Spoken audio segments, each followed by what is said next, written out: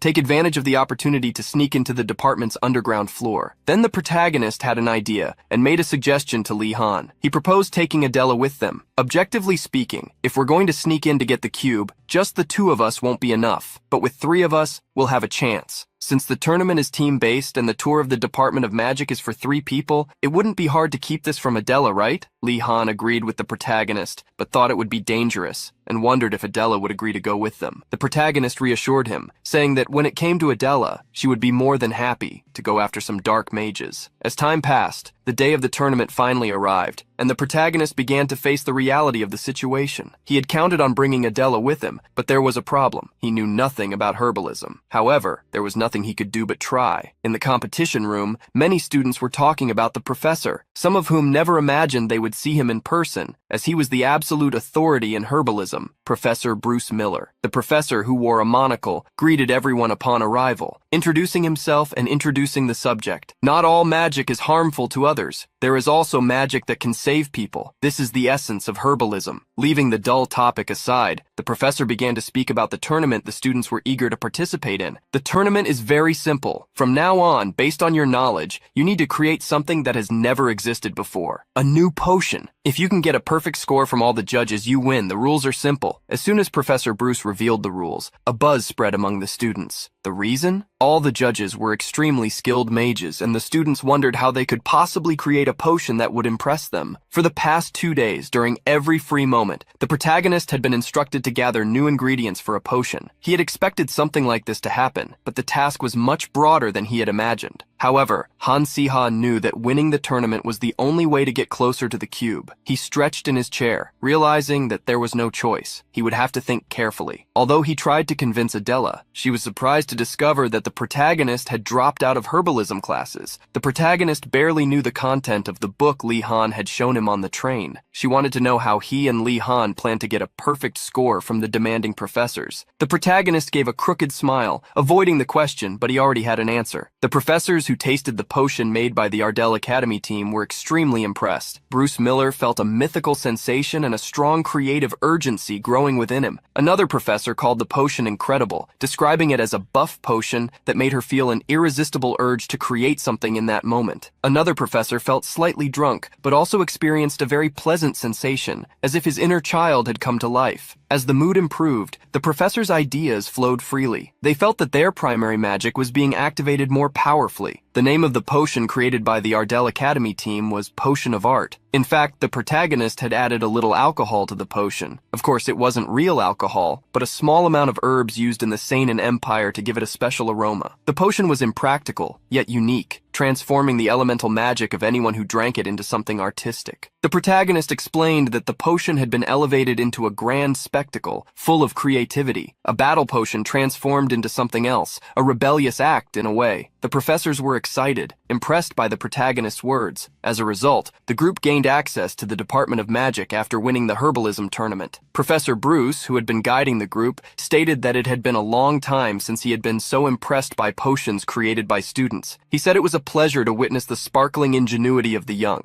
With the grand prize of a one-day visit to the Department of Magic, the Ardell Academy group would be able to expand their knowledge even further. The 3 of them then followed Professor Bruce, who continued with the tour of the building. He showed them the Civil Affairs Office, where professors helped with academic admissions and the registration of certificates for mages. The places Bruce was showing were so boring that even Lee Han, usually composed, and the always cheerful Adela were visibly disheartened. The protagonist quickly asked them to show a bit more enthusiasm, even though the tour was tedious. The professor didn't notice the group's frustration and guided them to the break room and the training room. Realizing they couldn't waste any more time there, the protagonist caught the professor's attention. With an awkward smile, he tried to compliment the tour, but asked for a break as they were tired. Professor Bruce, understanding that it made sense for the students to be tired since the department building was enormous, agreed. Conveniently, a teacher called for him asking for help. When he saw the teacher calling him, Bruce asked the group to rest for a bit while waiting. The 3 exchanged glances as they were left alone, and in the next instant, they ran in the direction they needed to go. Adela asked the others if they had located the door to the underground, and Lee Han confirmed they had. Moving ahead, Lee Han urged them to hurry, as they didn't know when the guards might appear. They only had one chance. Whether they were caught or not, they needed to find the cube and take it away. Moving quickly, they reached the 3rd underground level. The protagonist sighed, surprised they had made it to the underground without being caught. Lee Han, ahead of them, called for them to come closer. Lee Han then handed a teleportation scroll to Adela and Han Si-ha. He explained that most of the guards were concentrated on the 4th underground level, where the main vault was located. Adela, seeing there were only 2 scrolls, asked about Li Han. He then explained that getting 2 scrolls was the best he could do.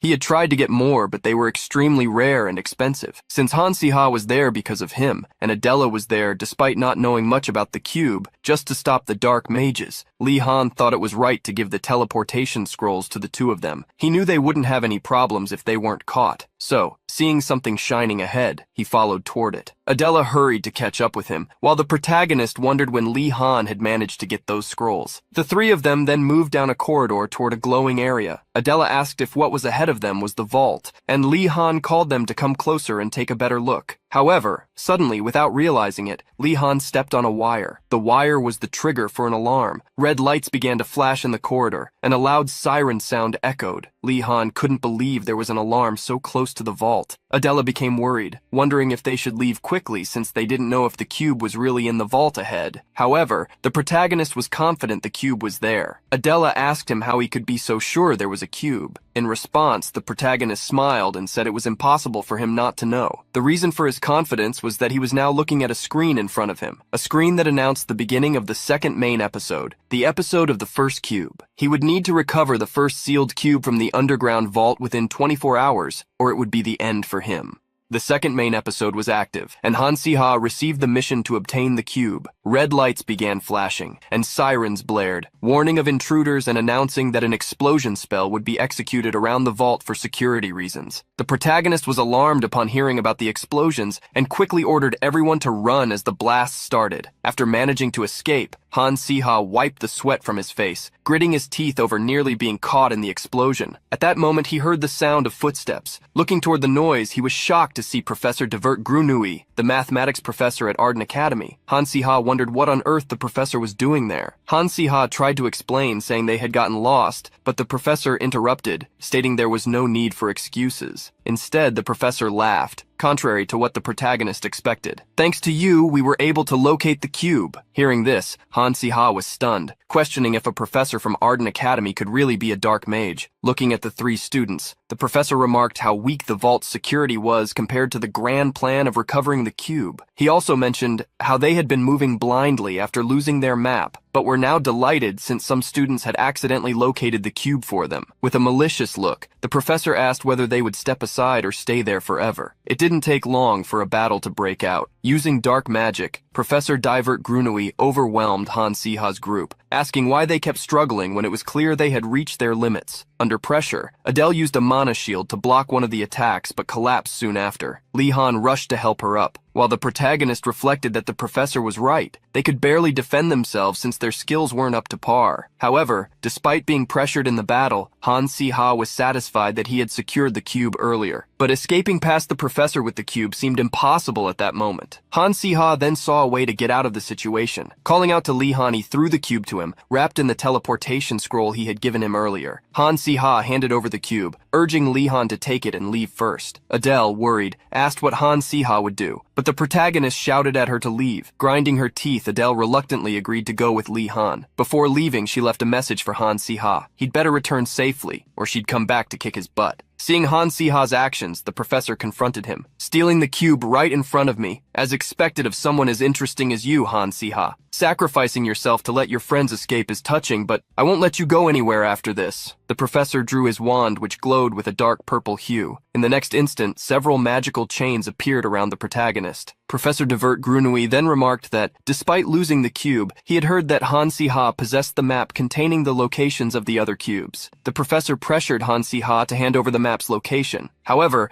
the protagonist claimed he unfortunately didn't have the map at the moment, sarcastically asking if the professor was sure he wasn't barking up the wrong tree. Seeing Han Si-ha trying to mock him, the professor asked if he had gone mad or lost his fear and what had given him the confidence to say such things. The protagonist smirked at the mention of confidence. "Confidence? That's simple. I have absolute trust in my partner." At that moment, the basilisk appeared behind the professor, and under the protagonist's command, flames began to form in its mouth, preparing a breath attack. A massive torrent of flames was unleashed toward Professor Divert Grunui, forcing him to release the protagonist. Hit by the flames, the professor was furious at the dragon. With the professor kneeling on the ground, Han Si-ha realized the opening the basilisk had created. This was his chance to eliminate the professor right then and there. But faced with the possibility possibility, Han Si-ha froze, questioning whether he could actually do it. Gritting his teeth, he tried to convince himself that he couldn't leave this man alive, battling his own conscience. After escaping the vault with the basilisk, the protagonist arrived in a forest. 3 people were chasing him from behind, while 2 more closed in from the left. The dark mages launched spells at the protagonist, who defended himself with shields. They were determined not to let him reach the gate. As he fled, the protagonist knew that if he continued only defending and deflecting attacks, he would reach his limit soon. That limit came sooner than expected. Han Si-ha had already pushed his magic to the very edge of his body. He collapsed to his knees. The damage from the professor's earlier attack had been far greater than he anticipated. At this rate, he would soon be in grave danger. Seeing their target collapse, the dark mages conjured magical bows and arrows, sensing the perfect opportunity to strike. An arrow flew toward the protagonist, who couldn't move in time, but another being could. The basilisk stepped in front of the arrow in a desperate act. The protagonist's eyes went blank as red stained his vision. Even injured, the basilisk didn't falter. It unleashed a fiery breath, attempting to ignite the area. The mages panicked in the face of the dragon's unexpected attack. Flames quickly engulfed that part of the forest. Holding the basilisk in his arms, the protagonist began running again, gritting his teeth as he saw the small dragon endangered because of him. Suddenly, a voice called out to the protagonist. Looking to the side, Han Si-ha noticed Adele's presence behind a bush. At last, the protagonist rejoined the other 2 who had accompanied him to the vault. Thinking they had finally shaken off the mages, Adele tried to ease the protagonist's worry, saying they were safe now. She sighed, reflecting on how the worst could have happened earlier, and pleaded with Han Si-ha not to act that way again. Placing the basilisk on the ground, the protagonist apologized to her, explaining that it was the only thing he could think of at the time. He then changed the subject to something more pressing. The basilisk was in critical condition, having taken an arrow meant for him. Gritting his teeth, the protagonist realized he should have given the small dragon first aid as soon as it was struck, but his focus on escaping had caused him to miss the critical moment. He knew that regardless of whether the basilisk was a dragon, any creature would perish if its heart were pierced. In this moment of desperation, with no hope in sight, fragments of unwanted memories echoed in Han Si-ha's mind. Don't think it's impossible. Just do it. You're insane. His fate is sealed anyway. The only thing you'll accomplish if you try to operate is ruining your reputation. These days, when guardians are in trouble, things get complicated. But if there's no hope, you must think of yourself first, boy. Remembering those words and how the basilisk had become so special to him, Han Si-ha resolved to try everything, no matter the cost. The protagonist asked Adele if she had any art elixirs left, requesting one from her. The girl hesitated, questioning what Han Si-ha planned to do, as even Professor Bruce wouldn't be able to save someone so gravely injured. Taking the elixir, Han Si-ha responded confidently that he could. The art elixir explosively enhanced creativity. Drinking it allowed the user to temporarily create something from nothing. The protagonist drank the elixir, hoping that the small possibility he needed would be realized. No matter what happened, he was determined to save the basilisk. Using magic, he conjured a lab coat and a scalpel, announcing that the operation would now begin. The protagonist knelt on the ground, aided by magic to perform the operation. Watching from the side, Adele couldn't comprehend what was happening. She knew red dragons were rare, but that there were plenty of other monsters to tame. She also recognized that this was a situation where Han Si-ha was barely holding himself together, yet he was pushing his magic to its limits to try to save a monster with little chance of survival. Adele wanted to stop Han Si-ha, knowing that if something went wrong, she might lose him too. However, looking into the protagonist's focused eyes, she found herself unable to intervene. At that moment, Han Si-ha announced that he had successfully removed the arrowhead. Adele watched anxiously as he prepared to suture the wound, the final step of the surgery. With the last knots tied, the protagonist sighed in relief. In his previous life, no matter how many times he had done this, dozens or hundreds, just standing in front of an operating room had made his hands tremble, causing him to flee countless times until he could no longer hold a scalpel. But now, the hands that had once trembled moved with confidence. Han Si-ha felt a sense of relief. It seemed like he might actually be able to save the dragon. Placing a towel over the basilisk's belly, the protagonist declared that the operation was complete. Li Han, amazed, remarked that watching Han Si-ha disassemble and reassemble the dragon to bring it back to life was unbelievable. Curious, he asked if the method Han Si-ha used was some kind of magic he had never seen before. Hearing this, the protagonist smiled, denying that it was magic. Adele approached and noted that, even though no healing magic had been used, the basilisk's breathing had normalized, and there was no longer any bleeding. Listening to his classmates' comments, the protagonist realized that treating a monster through surgery must be quite unusual in this world, but he understood their astonishment. A minute ago, the basilisk's condition had been critical. He sighed, acknowledging that without the use of magic and medicine, the operation might have failed. At least he was relieved not to be criticized for the lack of hygiene during the surgery, as would likely have been the case in Korea. Han Si-ha repeated his last words to himself, reminding himself that he wasn't in Korea anymore, that the basilisk wasn't a dog but a dragon, and that he was no longer the same Han Si-ha of the past. All these factors had come together to create a miracle. A notification appeared before the protagonist, stating that the light of healing had been successfully applied, activating the effects of the conditions. A faint light shone over the basilisk's body, aiding in the recovery of the poor dragon, which gave Han Si-ha some relief. Looking at the small dragon, the protagonist pleaded for it to survive. Then he collapsed, leaving everyone deeply worried. After losing consciousness, when Han Si-ha opened his eyes, he found himself staring at a familiar ceiling. He had been unconscious for several days and was now resting in the infirmary of Ardell Academy. Adele, who was sitting nearby with a concerned expression, told him that the school had assessed the situation and managed the aftermath. However, it was impossible to stop rumors from spreading. News that the top students of Ardell Academy had been attacked had begun circulating, with speculation that the incident might be connected to the recent unrest caused by dark mages. Sitting up in bed, the protagonist speculated that the adults were likely having a hard time cleaning up the mess. However, he thought to himself that it wasn't his concern anymore. After all, he wasn't an adult anymore. Soon after, Lee Han visited him and showed him the cube, explaining that many organizations were now searching for it. The Department of Magic, several academies, and, though he wasn't entirely sure, dark mages were likely after it as well. Adele was adamant about not returning the cube, given the hardships they had endured to obtain it. Lee Han agreed with her but mentioned that a hearing would soon take place, despite the incident involving the Department of Magic. Hearing this news, the protagonist was surprised. He sighed, knowing that now that the cube was in his hands, he had no intention of letting anyone take it away. A week later, at the hearing held by the Department of Magic, a loud voice echoed so strongly that it could be heard from outside. The man was shouting for severe punishment for the group of students, demanding to know how mere students had dared to infiltrate the Department of Magic's base and steal an item in their possession. The man in question was Lewis Maxwell, a professor in the Department of Magic. Beside him, Professor Bruce was trying to calm him down, asserting that the group of students wasn't the type to commit such an act, and suggesting there must be some misunderstanding. The younger professor frowned and questioned Bruce, asking if shattering vaults into pieces could really be called a misunderstanding. Bruce attempted to explain again that the incident had been caused by a lack of caution and that the students were very young, so a warning should suffice to ensure they didn't repeat their mistakes. Louis turned to face the three young students once more, demanding to know what they had stolen. The protagonist maintained a calm expression. Since all the items stored in the Department of Magic were confidential, no one except the vault's owner would know its contents. In other words, the Department of Magic itself had no knowledge of what had been lost from the vault. Furthermore, Han Si-ha's strategy for the hearing was crystal clear. Without evidence, they would deny everything. "We didn't steal anything. The vault broke accidentally." The professor was outraged by such nonsensical statements.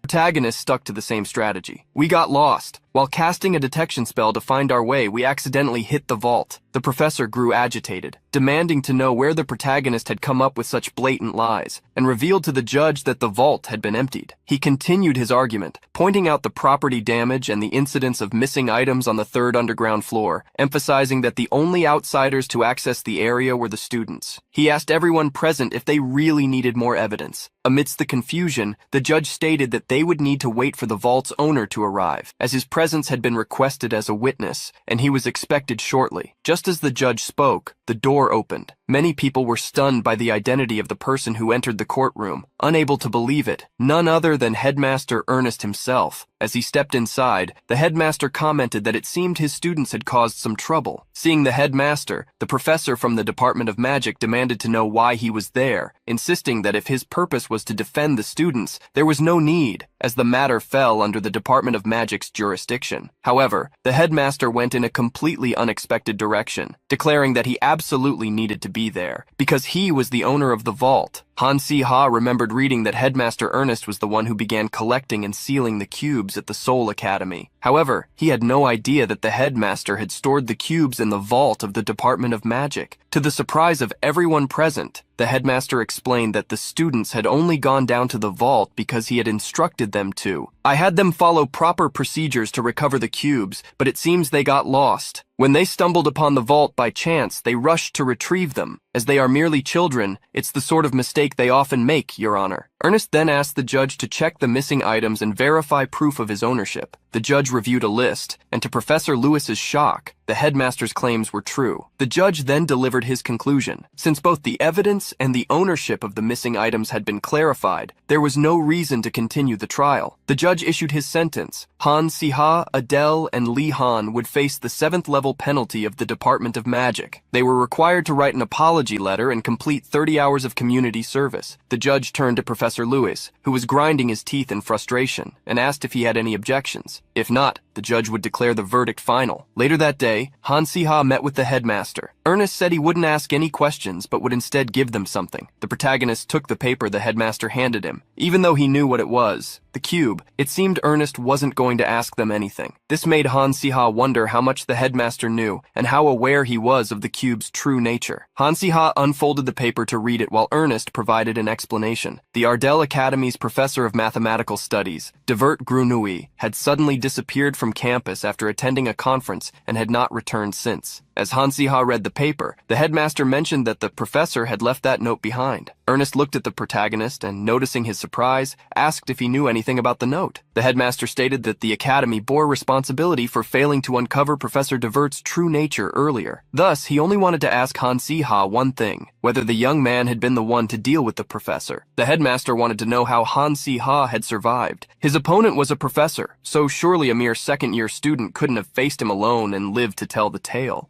Protagonist smiled and replied that as a tamer, if he had survived, it was thanks to someone else. Han Si-ha expressed deep gratitude to his partner Basil, and for being so fortunate. Ernest dismissed the notion of luck, attributing the protagonist's success to his talent. The protagonist thanked him for the compliment, but the headmaster clarified that it wasn't just casual praise, it was heartfelt. The headmaster remarked that they would soon see whether he was overestimating Han Si-ha or not, once he deciphered the note. The protagonist looked at the paper in the headmaster's hand, noting to himself that it didn't seem like a code. It was filled with mathematical formulas. Ernest explained that he had found the note on Professor Grunau's bookshelf. As expected from the professor, the writings were in arithmetic codes, which made no sense to him. The headmaster expressed his belief that Han Si-ha might be able to solve it. The protagonist felt the weight of the headmaster's expectations, but speculated that, if the code had been left by a dark mage disguised as a professor, it might reveal the location of another cube. Holding the paper, Han Si-ha requested time to analyze it. The headmaster smiled, thinking to himself that this was precisely the attitude Han Si-ha should have. He observed the young man's composed demeanor, facing an immense challenge with calm determination, as if saying he would do his best even if the outcome amounted to nothing. Han Si-ha's resolve made Ernest believe the young man could inspire doubt in anyone who underestimated him. In another room, a young woman asked Lee Han how his project with Han Si-ha was progressing, especially after all the unexpected events. Lee Han looked down, admitting that he still didn't trust Han Si-ha. He said the protagonist still seemed suspicious to him. The young woman, her face veiled, placed one hand on a crystal ball while holding a piece of food with the other. She asked Lee Han to consider how many times he had come to her asking about Han Si-ha since the beginning of the semester. Smiling, she teased him, asking if he hadn't already revealed all his cards to Han Si-ha. Startled by her remark, Lee Han asked who had told her that. The young woman gazed at the crystal ball and replied that it had been her, Bjolnum. In the end, Lee Han admitted to himself that he had received good advice about the cube's location, so revealing all his cards hadn't been entirely wrong. However, Lee Han told the young woman that the way Han Si-ha had behaved in their first year was extremely suspicious, so much so that it wouldn't have surprised him if Han Si-ha had turned into a dark mage at any moment. Yet Han Si-ha had changed completely in their second year. Lee Han mentioned that spending more time with Han Si-ha made him think he couldn't be all that bad, though it would be a different story if they were talking about possible betrayal. Listening to Lee Han's story, the young woman finished chewing her bread. She smiled as she pulled back her hood,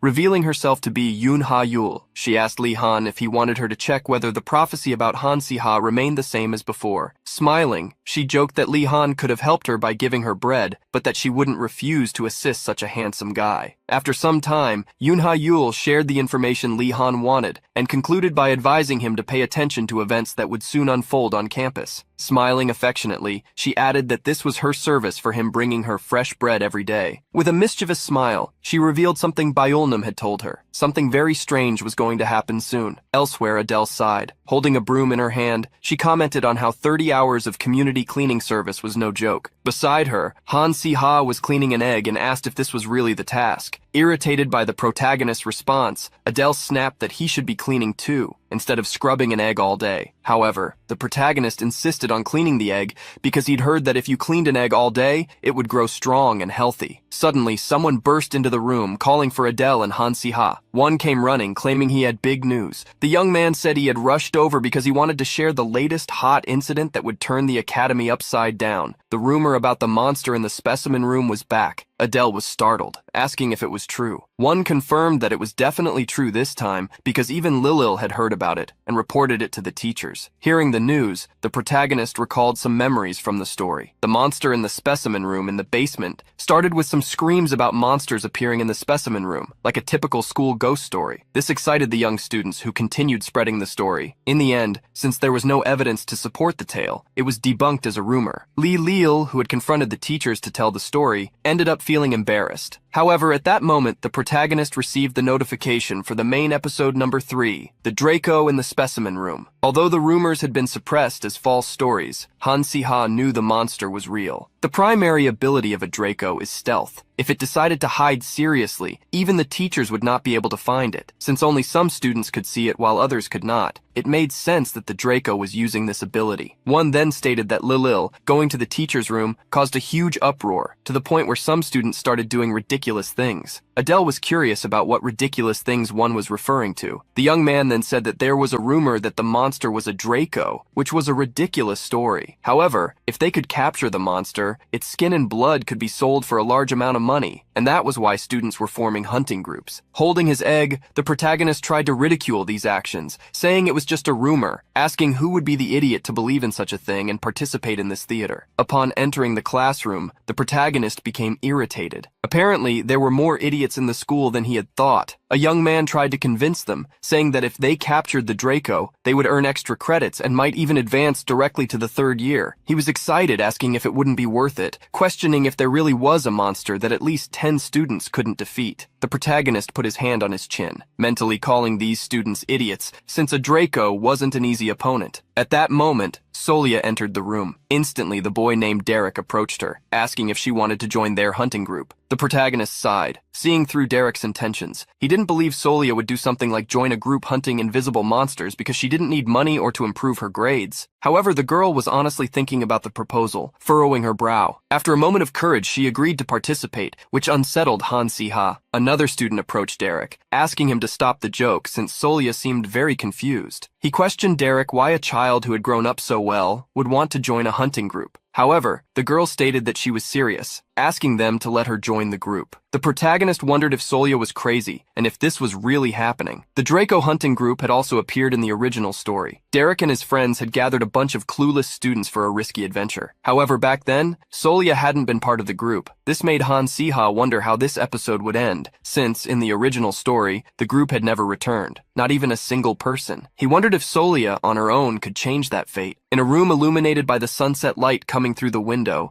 Solia was writing on some papers. Her focused gaze seemed to have a touch of melancholy. Stopping her notes, she sighed. She remembered her father's words. Purification magic came from a pure heart. She had never forgotten such words. A noble-born powerful, and a pure mage who built the family with magic. She still remembered what he always said. "My daughter, the way to become a noble mage is to remain unshakable in any situation, not to show weakness to your enemies, and to approach magic without greed." However, at that moment, Solia secretly apologized to her father. She didn't know if she could follow his words. Now that the family had lost its prestige, the family he had been so proud of, the family she was born into, the only way to restore the Arcanant family would be if she became a mage. Still, for the first time, Solia lost the top ranking she had always held firmly to that boy, Han Si-ha. She remembered how she had barely survived in Ardell thanks to her tireless efforts and research in magic. However, now, everything she had done until then no longer seemed enough. She didn't feel confident that she could defeat Han Si-ha in the final assessments to come. However, Solia knew that if she joined the Draco subjugation team and earned extra points, she might have a small chance of winning. Dracos were cautious monsters, but weak to light and fire. Since they performed better in the dark, They would likely roam the specimen room in the underground. From what Solia had observed, there were no great talents among the kids on the subjugation team. When the Draco actually appeared, it would be a miracle if they didn't get in the way, let alone help. Thus, Solia saw this situation as a chance to cement her position as the Mage of Light once again, as she had the best compatibility when it came to fighting Dracos. The girl desperately wanted to seize this opportunity with her own hands. However, it seemed impossible. At least for Yoon Ha-yul, it was impossible for Solia to capture the Draco alone. That's what she was telling the protagonist, who asked again to confirm. Ha-yul said that her predictions were costly, so a piece of bread wouldn't be enough for another question. So Han Si-ha handed her a bag of bread. Yoon Ha-yul became curious as to why the protagonist suddenly wanted a prediction about Solia. She suddenly jumped up, asking if the protagonist liked her. Han Si-ha quickly denied, saying it was not what she was thinking. In fact, Solia had been his favorite character when Han Si-ha was reading the work, but that was only when he was a reader. Now he just wanted to prevent one of the main characters from being eliminated so early in the story. Recalling Ha-yul's words, the protagonist gazed thoughtfully at the sunset. After thinking for a moment, he made a decision. That night, amidst the darkness, Solia was using light magic to create a barrier. The wings of the Draco struck violently against the girl's light barrier, with a powerful impact. Solia's barrier cracked, creating a hole. She realized that if she hadn't created the barrier in time, she couldn't imagine the damage she would have suffered. Seeing what was happening, someone said they should stop. Solia looked back and saw a girl saying that they had already lost 2 people in the subjugation team, and that no one had known the specimen room would be so dark, which made the Draco stronger. The young girl pleaded for them to leave. Derek, however, refused to leave. He hurriedly argued that they had already set traps all over the specimen room and they couldn't leave now. If they could make the Draco step on at least one of them, that would be the end of it. However, someone confronted Derek, saying that since earlier, the Draco had been attacking them while avoiding the traps, as if it knew what they were. Derek thought this made no sense, as he believed Dracos didn't have high intelligence. Quickly, the group began to argue, destabilizing their mental state and preparation. At that moment, the Draco took advantage of the group's distraction, running between them and attacking. Derek fell to the ground, unable to believe what was happening. To him, it made no sense unless someone was controlling the Draco. And just as Derek suspected, in the middle of the darkness, there was a student, Hughes Stancer, the 5th-year tamer. The professors had always neglected the specimen room, and the irresponsible students entered it on their own. Hughes believed that the mages of Ardell Academy were all fools, and that no one in that school would figure out that the Draco was actually being controlled by a tamer. Hughes blamed Ardell Academy for crushing the Dark Mages group in the magical war that had happened 15 years earlier. Now, he was seeking revenge for the father he had lost in that war. The 5th-year tamer wanted to see the faces of despair on each of the Academy members as they faced him. Kneeling and trembling, Solia realized she was the only student still able to move. At first, she had thought she could fight alone, but now she wondered what she could do, how she could win. Raising her wand to create light, she strained. Even if she couldn't win, she didn't want to perish in that place, even if she had to use all of her remaining magical power. With her wand, the young girl focused all her magical power to create a light spell and try to call for help. At that moment, a voice came from behind her. "Hey, aren't you pushing yourself too hard?" The voice's owner quickly grabbed Solia, who could no longer stand. Looking up, the young girl realized it was the boy she had been trying to surpass, Han Si-ha. Holding Solia, the protagonist instructed her to save her magical power, as everyone else had already fallen, and she was the only one with the light attribute capable of fighting. He asked her to be ready to use her magic at any moment. Ignoring the instructions, the young girl questioned the protagonist about when he had arrived there. The protagonist observed the movements of the Draco. They matched perfectly, as if someone were controlling it from behind. No matter how skillfully they tried to hide the signs of domination, monsters of the same type could always recognize each other. The protagonist smiled excitedly. Now he wanted to compete. He wanted to find out who among the 2 tamers was superior. Suddenly, the protagonist threw something toward the Draco, telling it to eat. The Draco was surprised, but quickly grabbed whatever Han Si-ha had thrown at it. Hughes didn't understand what had happened. He wondered why the Draco wasn't following his control. The protagonist was laughing, as he knew the basics of taming, understanding and using the habits of monsters. The habit of a Draco was to bite anything that moved quickly. However, one thing they didn't do was be cautious when eating something offered by others. Seeing the bitter expression on the Draco's face, the protagonist wondered what it thought of the taste of the dizziness-inducing orb. He celebrated as he realized the Draco was suffering a reaction that made it dizzy. With that, the perfect moment arrived to use Solia. The protagonist quickly called to the girl, instructing her to aim for the Draco's heart. Solia drew her wand, and holding it with both hands, began infusing her magical power into it, causing a light to appear at its tip. In the next instant, Solia attacked the Draco with a light spell. A lightning bolt struck the confused Draco, hitting it squarely. Seeing his pet being struck, hatred grew within Hughes. He placed his hand on his face, wondering how this had happened. The connection between him and the Draco had been severed at that moment, which would cause the Draco to enter a berserk state. Hughes became fearful, as at this level, even he would be in danger. Seeing no other option, Hughes decided to act. Originally, he hadn't wanted to do this as it would overburden his body, but now he was using the power of dark magic to forcefully tame the monster. The energy surrounded the Draco, whose eyes had turned red. Quickly, Solia noticed that something was wrong with the Draco. It was in an even worse state. The protagonist quickly realized the presence of dark magic around the monster. This led him to deduce that the tamer must be a dark mage. He clicked his tongue, feeling that everything had been under control up until that point, but he never expected this variable. At that moment, a notification appeared for Han Si-ha. The message stated that he had awakened a new ability and asked if he wanted to use the new ability, the Tamer's Touch. Receiving a skill suddenly, Han Si-ha was surprised. A stream of data energy appeared around him, enhancing his forced affinity several times over. He received another notification, stating that the Draco in the specimen room had an owner but could be taken. The protagonist was surprised to learn that he could tame someone else's pet. A question appeared in the form of a window, asking if he would like to temporarily tame the Draco from the specimen room. 2 buttons, accept and decline, appeared for him to click. The protagonist smiled, seeing no reason to refuse. Clicking the yes button, he wondered if it would really work. An energy passed through him, causing his eye to turn gold, just like the Draco's, creating a bond between them. A large seal appeared, lighting up the room as Han Si-ha extended his hand toward the enormous Draco, several times larger than him. With that, Han Si-ha successfully tamed the Draco. The great creature lowered its head toward the protagonist, accepting his affection. Solia watched the scene in surprise, wondering why the Draco had become so obedient all of a sudden. She then realized what had happened and asked Han Si-ha if he had tamed the beast. The protagonist sighed, revealing that she had guessed correctly. He looked in the direction of the light mage and made a comment. Seems like I get along really well with reptiles, don't I? Seeing his Draco being tamed by someone else, Hughes couldn't believe it. He had put so much effort into taming such a creature. Furious, he released dark magic with his hand, shouting, "That Draco is mine!" Suddenly, the Draco raised its head, making Han Si-ha panic and wonder if his control had failed. The Draco moved toward Hughes, much to his delight. The timer was already celebrating, declaring himself the master of the beast. However, in the next moment, the Draco bit Hughes, to the surprise of both Han Si-ha and Solia. The Draco didn't swallow him, but slobbered all over Hughes in the process. Solia screamed in disgust at the sight, and the protagonist quickly ordered the Draco to spit the disgusting man out of its mouth. After the Draco subdued the exhausted veteran Hughes, worn out from overusing dark magic, the situation was quickly resolved. The director, who arrived after the report, appeared shocked to learn that another dark mage was active at the academy. He approached the protagonist, commenting that apparently the dark mages hiding in the school wouldn't stop their actions. The director thanked the protagonist for the hard work he had done. Those who had participated in the Draco subjugation were punished, while Han Si-ha received gratitude for saving the students' lives. He also received a reward from his parents. The protagonist received a hefty sack of money, which was expected from a wealthy family. Anyway, while in his room, the protagonist decided to analyze the new skill he had obtained. This was a skill he had never seen in the story, which left him somewhat confused. The Tamer's Touch temporarily allowed him to tame a monster during a battle, rapidly increasing the affinity. However, he could only tame one monster at a time, and there was a 3-hour cooldown for the skill. Plus, it only worked on monsters up to 10 levels below his own. Han Si-ha thought it was strange to receive this skill, instead of Basilisk getting it. He thought it would have been interesting to have tested this skill a bit more on the Draco he had tamed, but in any case, it was a limited time ability. And above all, Basilisk hated the Draco. Therefore, Han Si-ha had to hand it over to the professors. With Basilisk fighting with him, the protagonist had to pet him to assure him that he wasn't betraying him. However, Han Si-ha gained something extra besides the skill after this battle. He received a reward for completing the 3rd main episode. He got a random reward box, ranging from grade D to grade A. He was quite excited to open the box. The small chest appeared before him. He closed his eyes as he prepared to open it. Despite his anxiety, he wasn't asking for much, but hoped that, even if it wasn't a grade A prize, it would at least be a grade B1. With the chest glowing, Han Si-ha opened it to check the reward. The protagonist received a subspace bag, a grade A item, from the random box. He grabbed the bag excitedly, as it was even better than he had expected. Although it wasn't useful in combat, it would be extremely helpful in his daily life. Han Si-ha knew that if he were to buy such a bag, it wouldn't cost just a few gold coins. A notification appeared before the protagonist, informing him of an additional reward. It was a bonus bonus for minimizing casualties. The notification asked him to look inside the bag to receive the reward. The protagonist was surprised to be receiving an extra reward, but understood what was happening. In the original subjugation team, no one had returned alive. However, this time, even the severely injured students were quickly treated and survived. Han Si-ha opened the bag and turned it upside down to let his extra reward fall onto the table. When he looked, he realized that his extra reward was a folded red card. He picked up the card, wondering if it was a note. Upon reading it more closely, he realized it contained mathematical writings. The protagonist quickly realized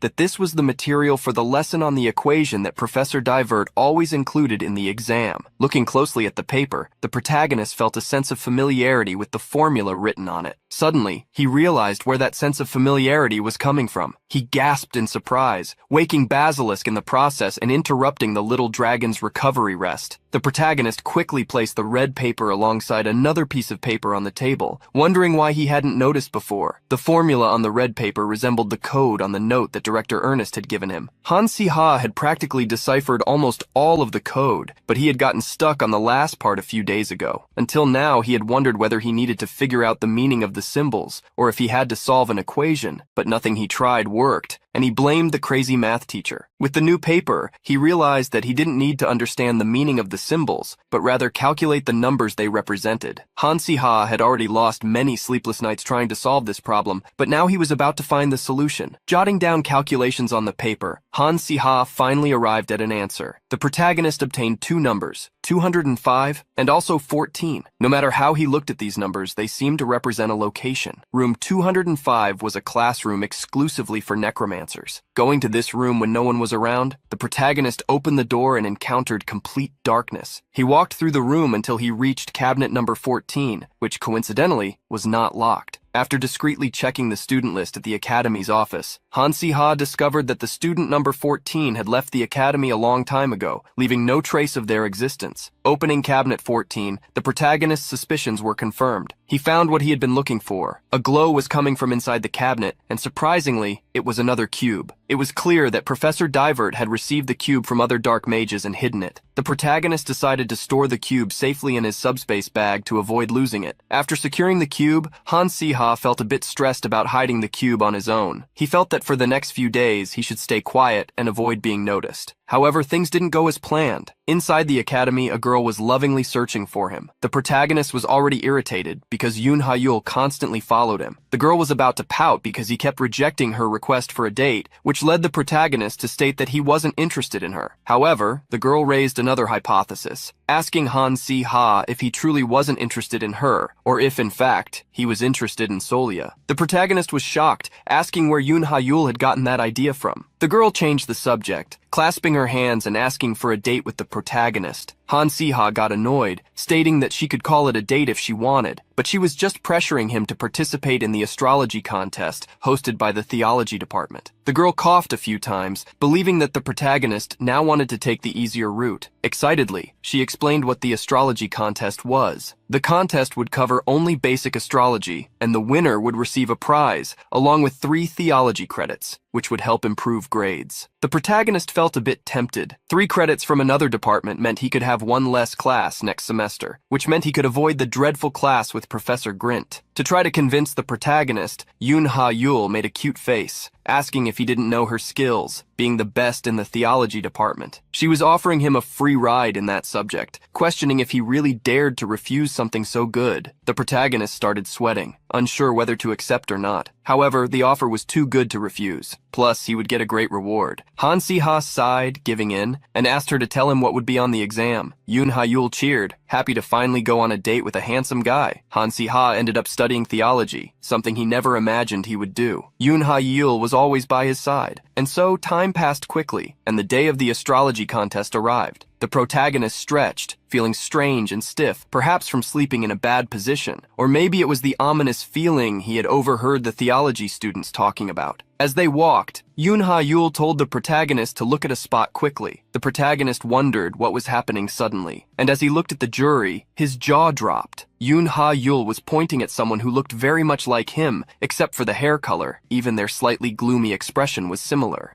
Hearing that one of the judges somehow resembled him, Han Si-ha clearly understood the reason behind it. That grim-looking man was, in fact, Han Si-ha's older brother, Han Si-hyuk. If the protagonist had known that Han Si-hyuk would be one of the judges, he wouldn't have entered this competition. His brother was impeccably dressed from head to toe in a black suit, with a somber face and a voice that was strangely intimidating yet charming. Among the external judges, the one who stood out the most was indeed Han Si-hyuk from the Department of Magic. Having started studying astrology at the age of 12 and becoming the greatest prophet of the Shurdel Empire, he was a genius prophet who had been on an elite path from the beginning. Such was the older brother of Han Si-ha. The only problem was that Han Si-ha was the legitimate son of Count Han Tae-so, while Han Si-hyuk was an illegitimate son who grew up facing discrimination. For this reason, Han Si-hyuk harbored feelings of inferiority and hatred toward his younger brother, Han Si-ha. But that was to be expected, as the original Han Si-ha often tried to humiliate his brother. "You're a vulgar person. Do you really think you can act like an older brother? You're not even a legitimate member of the family, yet you try to secure a position. That's pathetic." The protagonist knew that Han Si-ha used to say things like this at the beginning of the light novel when he was still the antagonist. Even now, as he faced Han Si-hyuk, the protagonist wondered if those were the eyes of someone who would truly look at his younger brother. But they weren't. Han Si-hyuk was a genius prophet, free from the shadows of the family and his illegitimate status. At this moment, he had no reason to be happy to see Han Si-ha. The protagonist sighed, hoping that his brother wouldn't act petty and give him a low score. Han Si-ha wouldn't have cared if that happened, were he alone. But Yoon Ha-yul was on his team, and it would be unfair to penalize her. The girl was excited, encouraging Han Si-ha to do his best. And the protagonist knew that was all he could do. All the groups went to their designated tables and answered the questionnaire. Then, Han Si-ha and Yoon Ha-yul performed their demonstrations, using the crystal ball and also performing levitation spells. Time passed quickly. At a certain point, Han Si-hyuk questioned an organizer about why the type of magic was so advanced, asking if there was any chance the questionnaire answers had been leaked. She explained that since the questions were created by an external contractor from the Department of Magic, a leak would be nearly impossible. She wanted to know what his concerns were, understanding the worry about the high score, but she stated that the student Yoon Ha-yul was the best second-year theology student. Therefore, the magic student partnered with her could also benefit from that. She asked Han Si-hyuk to put his suspicions aside and proceed with the awards. Despite Han Si-hyuk's suspicion, the organizer stepped onto the stage to announce the winners. The team in first place in the astrology contest is Yoon Ha-yul from the Department of Theology and Han Si-ha from the Department of Magic. Hearing the announcement, the duo celebrated excitedly. Yoon Ha-yul grabbed the protagonist's arm, shaking it as she exclaimed that she had told him they would win. Yoon Ha-yul thanked the protagonist for being amazing. He had identified an object inside a box, including its shape and color, something truly impressive. The protagonist expressed his gratitude that everything had gone well. He realized that astrology wasn't just about interpreting the stars like a pseudoscience, it also involved analyzing the positions of planets and constellations using mathematical calculations to determine their energies. Once he began exploring the mathematical aspects of the field, studying astrology became much easier for him. As they walked up to the stage, Yoon Ha-yul commented that he must be a genius and asked if he would like to join the Department of Theology. The protagonist thanked her for the suggestion, but said he had worked hard to get into the Department of Magic. After stepping onto the stage, the organizer prepared to hand them their certificates and trophies. She also took the opportunity to inform Han Si-ha that Han Si-hyuk wanted to speak with him privately. The protagonist made his way to a room after the awards ceremony. While sipping tea, he wondered if Han Si-hyuk originally appeared in this episode. Since Han Si-ha was originally a supporting character, his brother didn't receive much focus in the original story. Thus, the protagonist had no idea what was going to happen, especially since his brother wasn't someone who would do anything good for him. At that moment, Han Si-hyuk entered the room and noticed that Han Si-ha had already arrived. The protagonist looked at him and asked what he wanted by calling him there. Han Si-hyuk sat down and revealed that he wanted to give him some advice. The protagonist was surprised. If his brother had said he wanted to insult him, he would have believed it, but advice was entirely unexpected. Han Si-hyuk looked at his brother with disdain as he spoke. "I don't know what kind of tricks a disgrace like you used to achieve these results, but you're no longer young enough for your actions to be overlooked, so don't get arrogant." The protagonist was irritated, knowing this was exactly how things would go. He wondered how old Han Si-hyuk thought he was to act so self-important. He was exactly the arrogant bastard the protagonist had read about. His personality matched his face perfectly. Annoyed, the protagonist told Han Si-hyuk to get straight to the point. Seeing how impatient Han Si-ha was, Han Si-hyuk cut to the chase, instructing him to stay informed about the state of the Kastika family during the summer vacation. The protagonist was surprised and asked why this was coming up so suddenly. Han Si-hyuk refused to explain, simply stating that he should obey and follow his order if he was grateful for having won the competition.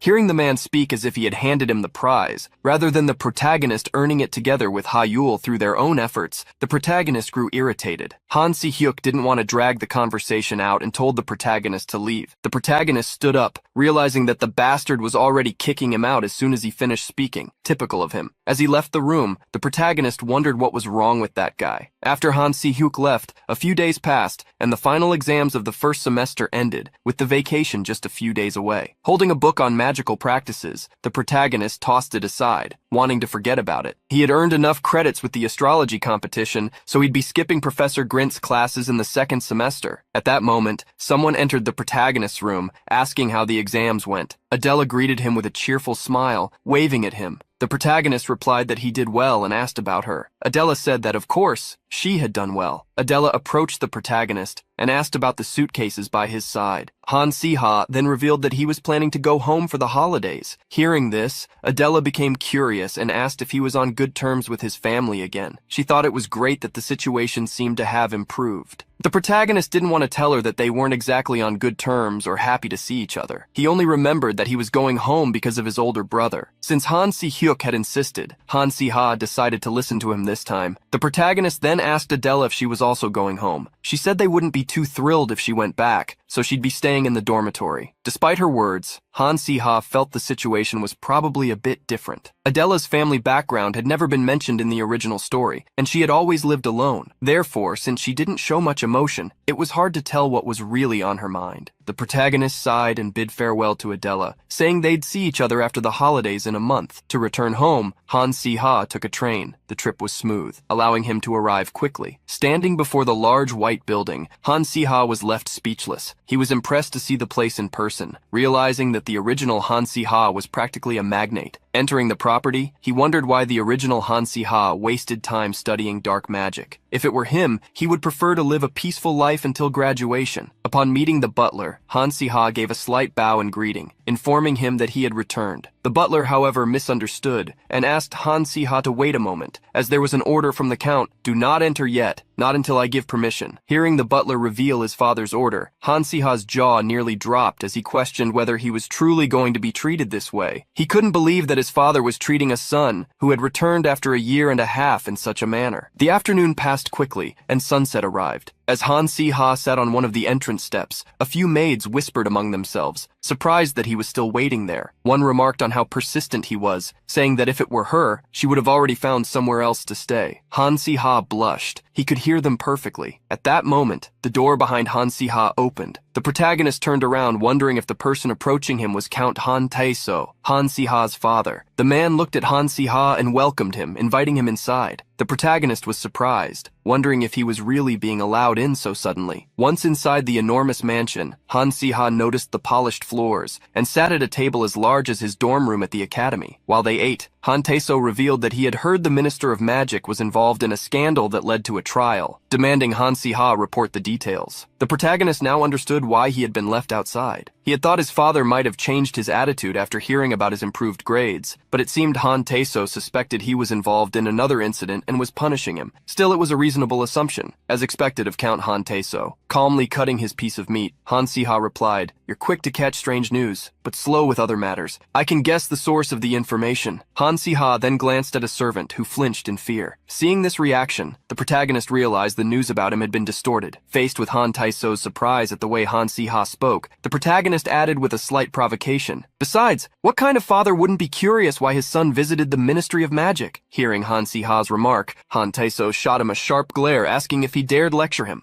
The protagonist shuddered slightly, realizing how intimidating that glare was. It wasn't surprising that people called Han Tae-so the bloodthirsty count. Deciding not to provoke his father further, he apologized for disappointing him, but explained that he had attended an event at the Ministry of Magic. Han Tae-so grew curious about what Han Si-ha had done there, and the protagonist revealed he had participated in an event representing his school. He then asked a servant to hand a piece of paper to his father. Upon reading the paper, Han Tae-so suspected it was a lie. He trembled as he held the report card. first place in taming studies, first place in magic practice studies, and third place overall in the rankings. He questioned Han Si-ha, asking if this was really his report card or a forgery. The protagonist stated that he hadn't cheated and that it was incredibly difficult to cheat in practical exams. Furthermore, he mentioned that this was just the midterm report card and that he had performed even better in the finals. Han Tae-so began trembling, crumpling the paper in his hands. You actually did it. Si-ha, you've finally proven yourself? In front of Han Si-ha, Han Tae-so began to cry. The protagonist was shocked, wondering if this reaction was purely due to his improved grades. Han Tae-so continued to cry while a servant placed a blanket over his shoulders. It was about time you truly grew up. I'm so proud. Faced with this situation, Han Si-ha was stunned. He questioned whether this type of reaction was the tragic collapse of a character. After seeing the report card, Han Tae-so's attitude completely shifted. Not only his, but also the servants, who had previously ignored Han Si-ha. Now they looked at him cautiously. He would no longer have to hear that he was a child abandoned by the family. Han Tae-so's support would lay a strong foundation for his future. 2 days later, Han Si-ha had to admit that Han Si-hyuk had been right this time. He needed to return to the family estate for this vacation. While sitting for tea with his father in the garden, Han Tae-so asked if there was anything he wanted to learn. The protagonist thought for a moment and suggested learning about taming. Instantly, Han Tae-so ordered a servant to prepare 10 horses. Then, he asked if Han Si-ha needed anything else. The protagonist was surprised, but then replied that he would need some high-quality gemstones, crushed as finely as possible. Han Si-ha realized it was time for Terra to hatch, so he needed to prepare its food. Adjusting the temperature with precision, Han Si-ha humbly completed the preparations perfectly. With everything ready, the hatching process wouldn't be difficult. He spent time with the egg, reflecting on why it was rated as grade A. A patera had weak combat abilities but was excellent for transportation, and once tamed, it became incredibly loyal. However, Terras were harder to tame than dragons, which showed there was much more to consider than Han Si-ha had imagined. The protagonist had read that a newly hatched Terra would take 1 or 2 weeks to tame, a fairly long time. The book also warned that an untrained Terra could be destructive. As Han Si-ha read, the egg began trembling, catching his attention. Noticing the shaking, Han Si-ha approached, concerned that it might be hatching. The tremors grew stronger, increasing Han Si-ha's worry. In the next moment, the egg began to crack. With the first fractures, an explosion occurred, engulfing the entire room in smoke. Han Si-ha coughed, waving away the smoke while gripping his wand. The protagonist wondered how he had managed to receive a Class A monster. At that moment, he saw a baby Terra crying while hovering in the air. Han Si-ha had cast a golden spell that surrounded the baby monster to prevent it from escaping. The Terra demonstrated its nature as a monster, showing an instinct to flee as soon as it hatched. Restrained by the magic, the baby Terra cried even louder than Han Tae-so had upon seeing his son's grades.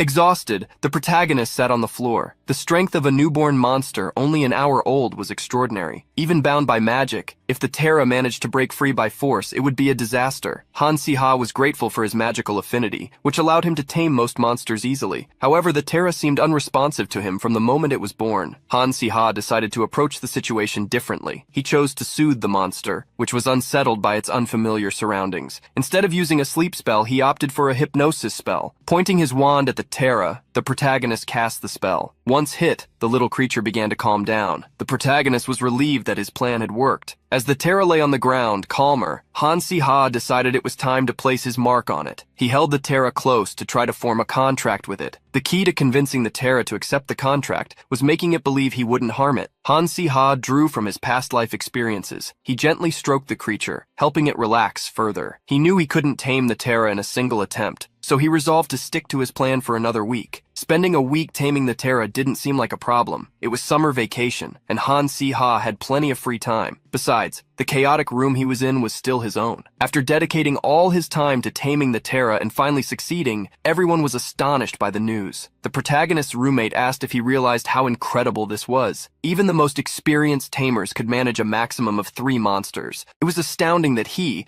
a second-year student, had already tamed 2, one of them being a Terra, a creature notorious for being impossible to tame as a baby. The protagonist asked his roommate to calm down, reminding him they had come together for a different reason. Standing before a large sphere, the roommate recalled their purpose for being there. They were about to enroll in their courses. Even though they were there to register for their courses, Won was too excited to keep the news to himself. He asked Han Si-ha if he could share it with others. Han Si-ha expected no less from an informant and gave Won permission. In return, the young man handed something to the protagonist. Han Si-ha was surprised because what he received was a timetable. It was a carefully crafted arrangement, accounting for free periods and including only classes from highly rated professors. Curious about how Won had managed to create such a masterpiece, Han Si-ha gave him a thumbs up, thanking him for the schedule. Won returned the gesture with a wink, wishing them success. Coincidentally, there was quite a crowd at the location, even so early in the morning. This suggested that registering for courses wasn't an easy process. At Ardell Academy, course registration takes place on a specific date and time. Students must gather at a place called the Magic Center. The process involves finding a registered location with its own unique magical circle, drawing their own magical circle to complete authentication and log in, and then proceeding with registration. The problem was that the location of the Magic Center varied. The day before registration, Han Si-ha received a voice message. Hello? Hey, you know tomorrow is registration day, right? Not all magic centers are the same. Some have strong magical flows and others don't. Fortunately, I heard from a senior about an amazing spot with a great flow. Let's meet there. This race to find the best magical flow could be compared to looking for a spot with strong Wi-Fi in modern times. When Han Si-ha arrived at the location, he realized the magical flow was indeed quite strong. The reason for all the fuss around course registration this semester was simple. Nobody wanted to end up with Professor Grint.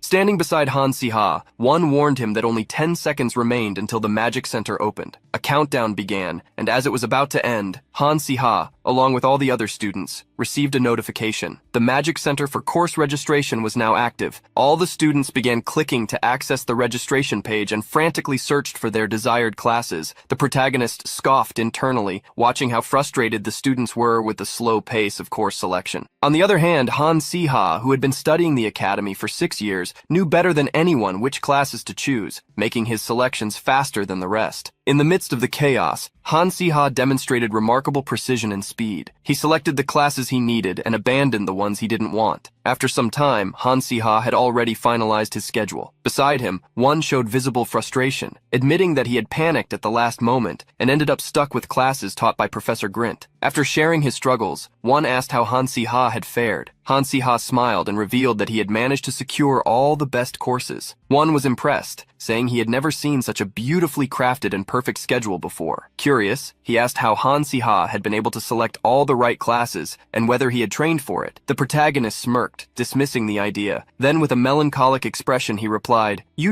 if you spend your years in a gaming cafe living only for that, you'll be able to do this. Won grew concerned at Han Si-ha's response, baffled by his cryptic words, and asked what he meant. Even after the intense course registration event, the novel's relentless timeline didn't grant Han Si-ha any peace. As soon as he returned to the academy, the protagonist received a notification about the start of the 4th main episode. This episode revolved around the necromancy dormitory. The time limit wouldn't end until it was defeated, and the reward for completion was the staff of Ardell. However, failure was not an option. Han Si-ha recalled that the necromancy dormitory incident involved students from the necromancy department falling under the influence of dark mages and summoning skeletons on the academy campus. Originally, this episode wasn't supposed to occur for at least another 2 years, but apparently frustrated by their previous failures, the dark mages were accelerating their plans. In the original story, this incident was marked by heavy casualties, which had left Han Si-ha incredibly tense when he first read about it. However, fortunately, learning divine magic while studying theology came in handy. Moreover, Han Si-ha now had heroes with strong savior complexes on his side. They would help him resolve the situation with ease. Thanks to this combination, Han Si-ha was able to secure a decent reward as well. The 4th main episode concluded quickly, and Han Si-ha received the staff of Ardell, a staff emitting a strange aura. The staff was quite durable and could help the caster use more than 2 spells simultaneously. However, it is at the moment when people let their guard down that they become blind. The protagonist, while looking at the information for one of his classes, was surprised. He was incredulous upon seeing the name of the professor for the basic flight skills class. The professor's name was Grint Butler. Han Si-ha held his head in his hands, wondering why this was happening. He had worked hard to avoid that professor, yet suddenly he was assigned to one of his classes. This caused Han Si-ha to shout in frustration. One, observing the protagonist's reaction, commented with Basil that he seemed lost again. No matter how the main episode unfolded, or how Han Si-ha's temperament fluctuated, time passed quickly. Thus, trains transported the students to the camp. This was a traditional event held at the Academy Ardell for second-year students. It was a program where they traveled outside the Ardell Empire with seniors. Simply put, it was like a school trip, and its usual theme was survival. The location for this year's camp was the Keisha Plains, a place dominated by greenery. Han Si-ha sighed upon seeing that they had been thrown into a mountainous area where they were supposed to survive. He felt like he was part of a YouTube survival program. As he carried his luggage, the protagonist heard someone announce that once they had disembarked from the train, they needed to gather. The professors likely created this system so that the two classes could interact and grow together, but in reality, this rarely happened. Second-year students had to complete certain missions given to them, while older students would evaluate their progress. Points would be added to their grades, with a significant bonus, so they couldn't ignore this program. This meant that this was the perfect setting for seniors to mistreat juniors. Straight away, a senior ordered everyone to stand, warning that if they didn't want their grades to drop, they needed to move quickly. The senior introduced himself as Kasan, a third-year student. He looked down on the second-year students as he spoke, saying, "I heard rumors that second years were incompetent, but I didn't expect them to be this bad. Traditionally, when we arrive at camp, juniors should prepare blankets for seniors and offer survival food kits." Hearing this, Adela questioned Kasan, pointing out that they needed to survive on the food kits for several days, asking what they would eat if they gave the food to the seniors. Kasan stepped forward towards Adela, telling her to be quiet, stating that in his time, things were done that way. He questioned how she dared to challenge a senior, and said that such behavior was completely unacceptable. Kasan then pointed at the students in front of the group, ordering them to hand over all their food and any useful items in their backpacks. The students were frightened and went to their bags, complying. Kasan smiled upon seeing their obedience and commanded everyone to move quickly, saying they should have acted this way from the start, or else their grades would be lowered or they would be sent home. Hearing this, Han Si-ha began to get irritated, and Kasan noticed that Han Si-ha wasn't following his orders, standing calmly the entire time, and questioned him. "You refuse to do what I said? Do you think third years are a joke?" Hearing such a question, the protagonist smiled. "Yes, I do." Kasan was surprised, not expecting such a response. The protagonist looked at him with a mocking expression, correcting his words. "I didn't exactly mean that, it's just that the way the senior acts is a bit comical." Han Si-ha knew that the third-year student wasn't truly a bad person, nor did he have any reason to bully his juniors. However, this year, the second years were extraordinary. Clearly, all the main characters of the novel were in their second year. The strangeness of facing those exceptional children likely irritated Senior Kasan. The third year gritted his teeth, questioning if he had heard wrong, asking how Han Si-ha dared to be so arrogant. Recognizing who the protagonist was, he commented that the academy had been talking a lot about him lately, the guy who crawled on the ground during his first year and barely passed, now acting as if he were grand and powerful. Kasan began to laugh, asking what Han Si-ha was doing, if it was because of his family, and if, after being abandoned and returning home, his father was treating him well. The protagonist seized that phrase and responded that his father was treating him so well that he wouldn't forgive Kasan for speaking that way. Kasan grew enraged at hearing this, but Han Si-ha continued. "Now that you've mentioned it, before the camping trip, the director called me separately. He said teamwork was the most important thing during the trip, but the actions you're taking now threaten teamwork. This is a vague situation that I don't know how to judge. When I return, and clearly when we all return, the dean will call me again. What should I do when that happens?" Faced with Han Si-ha's veiled threat, Kasan's anger peaked. Calling him a bastard, the senior advanced toward the protagonist, hand open, attempting to grab him. However, at that moment, something moved quickly. The small red dragon leapt forward, biting Kasan's hand, causing him to scream. Han Si-ha grabbed the furious Basil, who glared angrily at the bastard who attacked his master. Seeing Kasan's wounded hand, they immediately sent him to the medical department. Kasan turned away, leaving, but not before issuing a warning. If he ended up with a scar on his hand, he would seek revenge. The protagonist petted Basil's head, internally mocking Kasan. The other second-year students approached the protagonist, asking if they should pack up their things. Han Si-ha took charge, instructing everyone to retrieve their supplies and return to the tents. In the third year's tent, Kasan vented threats against the protagonist. Nearby, a student asked if he had gotten into a fight with Han Si-ha, stating that being rude was one thing, but going too far could be dangerous, as he had heard that Han Si-ha was quite skilled. He then urged Kasan to stop sulking and help him, as, despite being the supervisor, distributing supplies to the second years was quite irritating. Kasan originally didn't want to simply let Han Si-ha succeed, but as he looked at the backpacks that Laveni was organizing, he asked if they were from Han Si-ha's group. Laveni confirmed they were, asking what Kasan was planning. The young man gave a malicious smile as he picked up one of the backpacks, stating that Han Si-ha needed a lesson for being arrogant and couldn't be allowed to disrespect the seniors. He then asked if, since Han Si-ha was so incredible, he wouldn't be able to survive without food and water. Seeing Kasan removing supplies from the backpacks, Leveni became concerned, asking how 5 people could survive with just 1 bottle of water, wondering if Kasan had lost his mind. In response, Kasan questioned if he was siding with the second years. Leveni expressed his continued concern for the lack of supplies, but Kasan dismissed it, stating that this was his opinion and that arrogant people should taste the bitterness of hardship. After sabotaging Han Si-ha's group's supplies, Kasan wished for them to face difficult times. The next day arrived, and from then on, the students needed to survive for 6 days without any incidents to pass the mission successfully. If they sustained serious injuries or gave up and returned to base, they would fail. Entering the forest, Han Si-ha's group paused after some time. One asked the group if their supply backpack didn't seem a bit light. Opening the backpack, they found only a water bottle, a rope, a photo stone, and an absorption stone. Seeing this, Han Si-ha grew irritated, asking how they were supposed to survive for 6 days with just that. He smiled wryly, realizing that this had happened because of him. Beside him, Adela commented that every time she got involved with him, they ended up facing difficulties to the point where it didn't feel like a coincidence anymore. Hearing this, the protagonist asked her not to speak like that, reminding her that she had already benefited greatly from him. With the group, Natalie changed the subject, trying to motivate them, asserting that they should give it their best. One also tried to stay positive, saying at least they already knew each other well. The group continued forward, coming across 2 paths. There they wondered which one they should take. Han Si-ha wanted to go left, which made one question why he was being indecisive, asserting they should be careful as they didn't know the terrain. However, Han Si-ha claimed that, in fact, he knew the place. The protagonist kept the secret that Professor Wernest had called him and explained a few things. Thus, he mentioned that he had read a book about the place because he was interested in the region. Natalie cheered at hearing the protagonist, while Wu praised him for always being well informed about random topics. Han Si-ha thought everything would go smoothly, but after advancing almost until sunset, someone asked the others if they were also feeling dizzy, as they began to feel like they were walking in circles. Another member of the group stated that they weren't sure, but both the grass and trees seemed oddly similar. Han Si-ha found this a bit strange. He had heard that going left was the fastest path, and thought Professor Wernest wouldn't lie to a student like that. This made him wonder what was happening. Back at the tent, someone was deeply concerned. Leveni questioned Kasan if he had removed the monitoring stone from Han Si-ha's group's backpack. Seeing the stone in Kasan's hand, he tried to claim he hadn't done it intentionally. He clenched his teeth, realizing he had done so while removing the group's food. He began to sweat, saying he didn't want the group to get lost. Leveni was worried, asserting that the monitoring stone was the bare minimum safety device, and it was the reason students could survive at the camp. Without the stone, they couldn't be located for help if needed. Leveni wanted to know what they would do. Kasan became irritated, asking what Leveni expected him to do. He started trembling, trying to argue that the group was strong enough to manage returning on their own. He couldn't risk going there and revealing they had messed up, as that would be extremely embarrassing.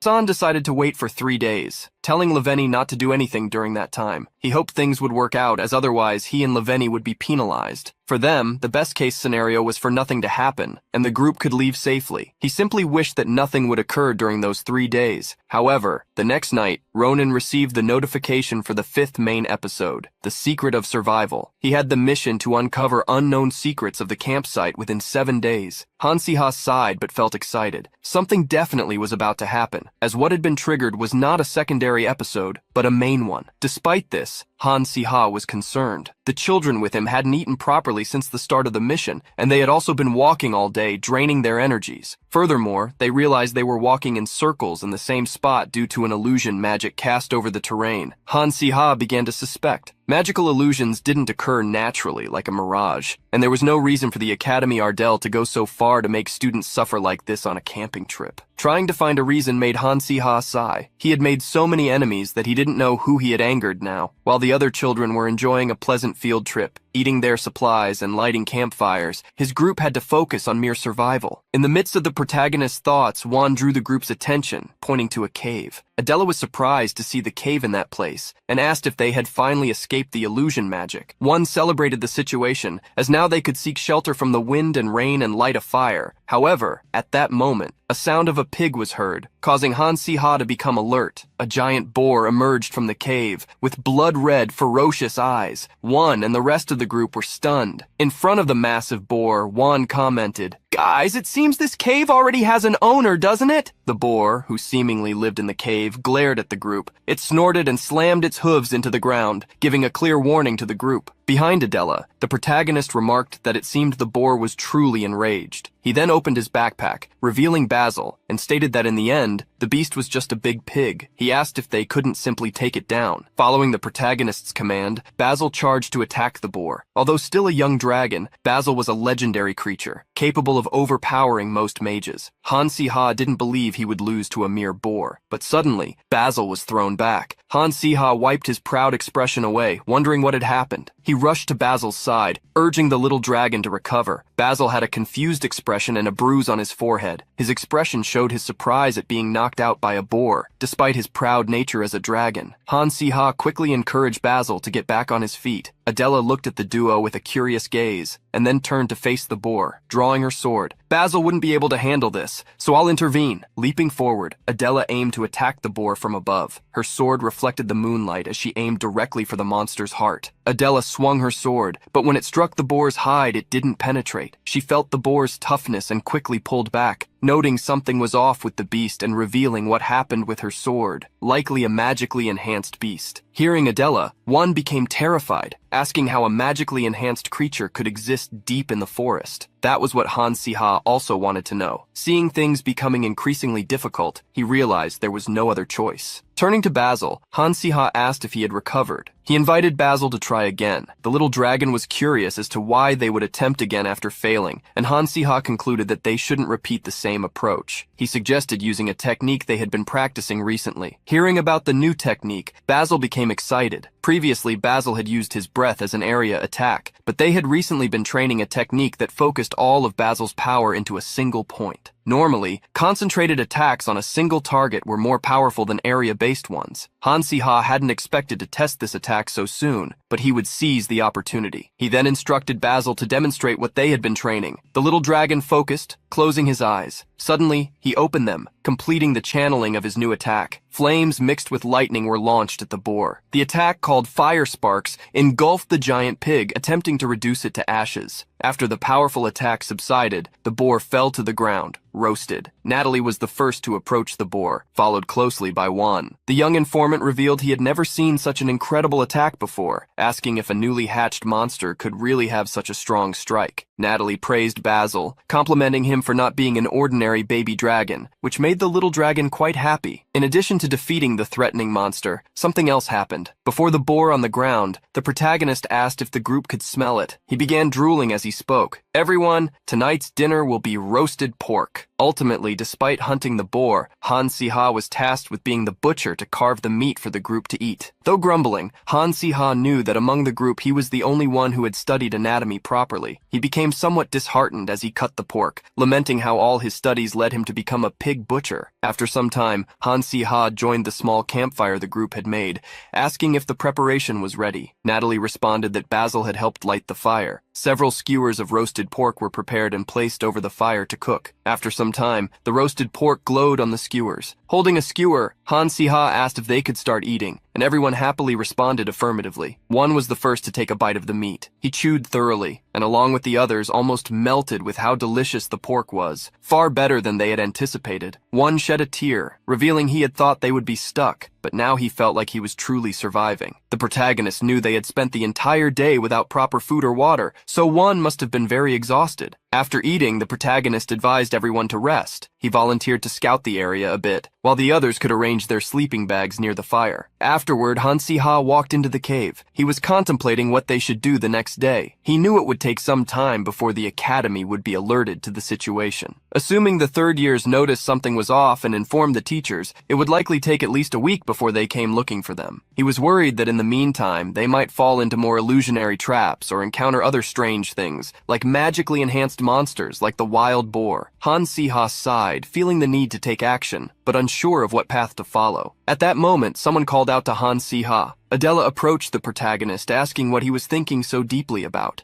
Seeing the young woman, the protagonist inquired why she had followed him, and she responded that she couldn't sleep. The protagonist pondered for a moment, and in the meantime, Adela pointed upwards, asking if they should look at the sky. Above their heads there was a large hole in the cave, where the starry sky could be seen, with even shooting stars falling. The young woman revealed that the shooting stars reminded her of something. She asked if he had ever heard that magic reflected a person's inner self. She mentioned that sometimes she wondered if, as a mage of the earth and a commoner, the ground was closer to her than the sky. She then asked Han Siha about his decision, why he had chosen to be a tamer, a job so unpopular. Faced with the question, the protagonist knew the right answer would be that he was a veterinarian in his past life and had woken up inside the novel that way, but that wasn't the answer he could give. Giving a flimsy excuse, Han Siha claimed it was so he could relax more easily and let others handle things for him. Adela playfully teased him, saying that was why he always had Basil do things in his place. After the joke, Adela looked at the protagonist with a meaningful gaze. Magic always sought those who desired it. It was an immutable law in this world. This made Han Siha wonder why Adela possessed such a powerful ability, one only slightly weaker compared to the protagonist of the novel. At that moment, Adela began to share her story. Han Siha, actually, I know why I became a mage. When I was young, before even learning about magic, my entire village was buried by the earth. Everything was buried, nothing was left behind. And then, everyone around started speculating, saying there was a black mage hidden in the village, or that the entire village was cursed. But none of that mattered to me. All that mattered was that the villagers, who had done nothing wrong, were gone without reason, in a single day leaving only me behind. Now, Han Siha felt that the pieces of the puzzle were finally falling into place. Why Adela had never mentioned her family in the original story, why someone like her had no home to return to during academy breaks, why she devoted herself to training alone, and why she had no other choice, but it seemed she was far too impatient to reach her goals. The protagonist was about to offer his support to the young woman, when suddenly he heard a cracking sound. He looked down and noticed a crack forming beneath his feet. The fractures began spreading rapidly under him and Adela, while bright lights shimmered, covering nearly the entire cave floor. The ground beneath the pair gave way, causing both to fall. Han Siha got to his feet, still a bit dizzy. In front of him, Adela, who had already stood up, commented on the lights they had seen before falling. The protagonist found them oddly familiar and quickly remembered where he had seen them before. He asked Adela if she remembered the strange note Li Han had found in the secret passage, noting that the lights resembled the ruins of that place. Adela was startled, recalling how Li Han had discovered such a thing while searching for traces of black mages at school. Instantly, the two realized what was happening. They looked around and quickly spotted one of the cubes embedded in the chest of a stone golem. Han Siha reached out to grab the cube. At that moment, the golem shuddered slightly, alerting Han Siha, who feared the creature might now awaken. Adela hoped that wouldn't happen, but to her dismay, the golem began to move. Han Siha couldn't believe their luck. First a wild boar, and now a golem. He revealed to Adela that he didn't think they could win the fight, asking what they should do. The young woman quickly told him to stop overthinking, come over, and grab her hand. Han Siha blushed at her sudden request. Adela firmly gripped her wand, asking if he still didn't understand. Then she grabbed his hand herself, declaring they were escaping. At that moment, the ground beneath them rose rapidly, propelling them back to the cave they had been in. Before they could fully reach the cave, they ended up hitting their heads on the ceiling, but they managed to escape successfully. Han Siha commented that the stone rocket was beyond what he expected, questioning how Adela managed to make them hit the ceiling when there was a hole in another part of it. Seeing him complain,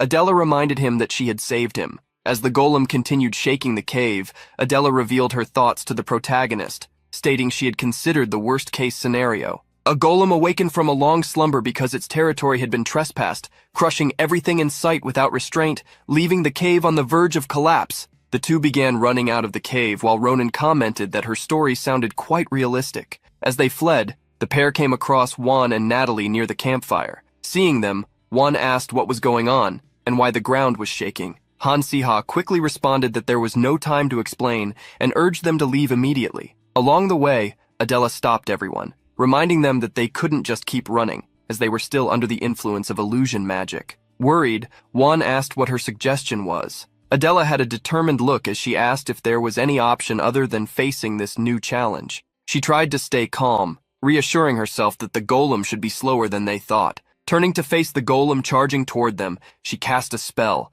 Stone Rush, hurling rocks at the monster. The stones flew quickly and struck the golem, but Adela soon realized that her attack hadn't even scratched it. She asked aloud what they should do since she couldn't inflict any physical damage on the creature. Hearing her, Han Si-ha had an idea. He thanked Adela, who was surprised since she didn't feel like she had done anything special. Han Si-ha revealed that her words had sparked a hunch. If Adela's power was ineffective, then Basil's power would likely be irrelevant as well. A golem strengthened by layers of magic wouldn't be harmed, not even by a firestorm. Han Si-ha called Natalie to assist him. Hearing her name, Natalie was startled, saying she couldn't create powerful attacks like Adela's, but the protagonist reassured her, saying it didn't matter. What was important was her strong compatibility with water magic. He asked her to simply give the golem a good soak. Adela was shocked and questioned whether Han Si-ha was thinking clearly, pointing out that stone and earth monsters had strong resistance to water magic. The protagonist assured her that it would be fine, asking her to trust him. Meanwhile, Natalie drew her wand. Following Han Si-ha's plan, Natalie cast Aqua Blast. The blast of water poured down on the golem, soaking it as if it were just enjoying a refreshing shower. This led Natalie to question whether that had really worked. Han Si-ha thanked her for the excellent work, and at that moment, he summoned his new companion, Klusti. The Patera chirped briefly, flapping its wings as it faced the golem. Klusti's gaze radiated confidence, and a golden glow emanated from its eyes. Adela shielded herself, asking what this sudden glow was. In that moment, a cold wave spread across the cave entrance. The wet golem was completely frozen by the Terra. Han Si-ha now had a new motto. If you can't break it, then freeze it so it shatters. The stone golem cracked and shattered into dozens of ice cubes. It was a simple principle. Water expands when it freezes. No matter how hard the rock was, it would break under rapid freezing. The protagonist expressed his relief that his method had worked, but as he spoke, he suddenly collapsed. The group grew alarmed at seeing what had happened to him. They rushed to his side, asking if he was okay, and he reassured them that he was fine. He had just overexerted himself using too much magic. At that moment, Adela alerted the group that she had heard footsteps nearby. Just then, Kassan and Leveni came running toward them. The duo stared at the shattered golem, asking what had happened. Seeing the arrival of the seniors, the group felt relieved, but Han Si-ha turned to face them, asking if anyone had something to say. Kassan trembled as he clasped his hands together, apologizing and admitting he was at fault, saying he hadn't expected things to escalate to this point. He explained that he hadn't removed the stone intentionally and had been very worried about them. Han Si-ha stared at the senior, wondering if he should hit him as punishment. With a sigh, he then gave Kassan a terrifying glare and said, "Forget it, but why don't you kneel already? I think that might help ease the tension." Kassan was startled, asking Han Si-ha what he was talking about.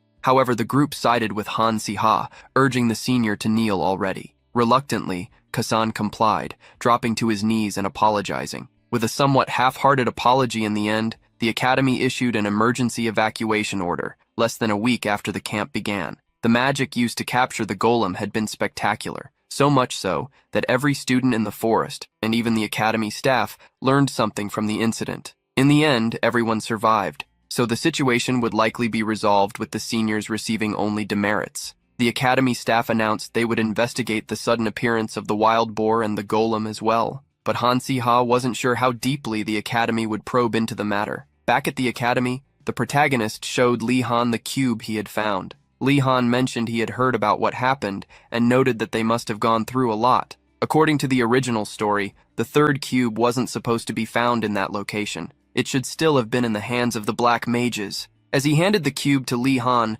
the protagonist reflected on his hypothesis. If that cube belonged to the Black Mages, they might have been secretly storing cubes in the forest. This would explain the illusion magic, the barriers surrounding the area, and even the wild boar and the golem. Hearing about the illusion magic, Li Han asked the protagonist if he had sensed anything unusual, like unknown magic, while walking through the forest. Adela, who was with him, confirmed that they had indeed felt something strange. Upon hearing this, Li Han remarked that such magic couldn't have been cast from a long distance. Adela began to ponder who in the forest could have been responsible for casting the magic. The protagonist grew increasingly concerned about the Black Mages. He couldn't shake the feeling that they were closing in on the group. At this rate, both the cube and the group's safety were in jeopardy. At that moment, something happened that Han Si-ha thought was perfect. The 6th main episode was announced, the Ardell Alliance. The mission was to protect the cube from the Black Mages, with a recommended team of 6 people. This was an episode Han Si-ha had been anticipating.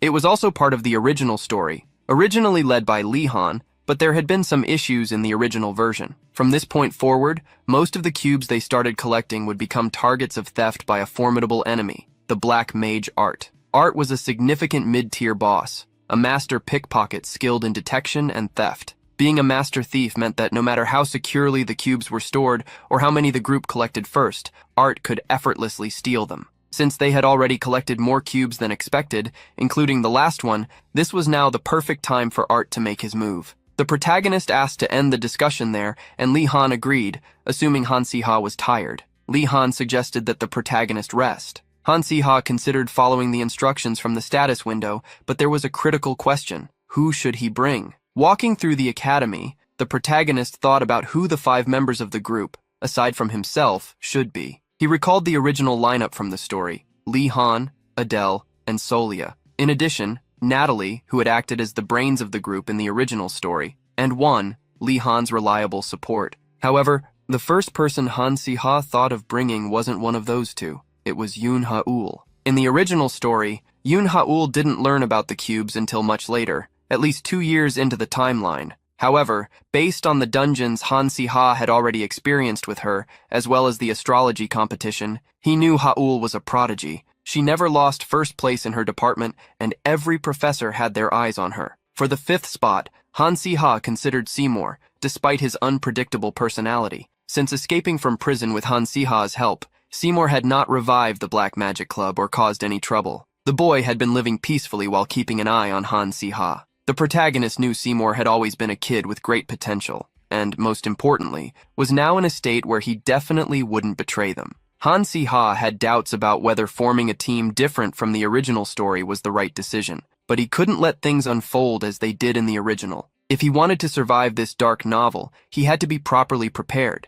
If Han Si-ha could discover these children's powers as early as possible and guide them naturally into the center of the story, he might be able to achieve a different outcome. Han Si-ha decided to trust his instincts. Now that he had chosen the group members, he resolved to conduct a small experiment. The next day, Han Si-ha headed to an arid location. Entering a cave, he wondered if he was in the right place. The protagonist had entrusted in Han with keeping all the cubes they had collected in a desert where not even ants could be found nearby. Upon arriving, he wondered when Han would set up the magical traps and barriers. Reaching the location, the protagonist found the cubes and was relieved to see they were safe. He recalled the hardships and experiences he had to endure to collect the 3 cubes. The Dark Mages used only 5 cubes to extract magical power, but as someone who had read the original work, Han Si-ha knew a few additional details. These cubes weren't just channels for magical energy. They were objects that granted the bearer the necessary power,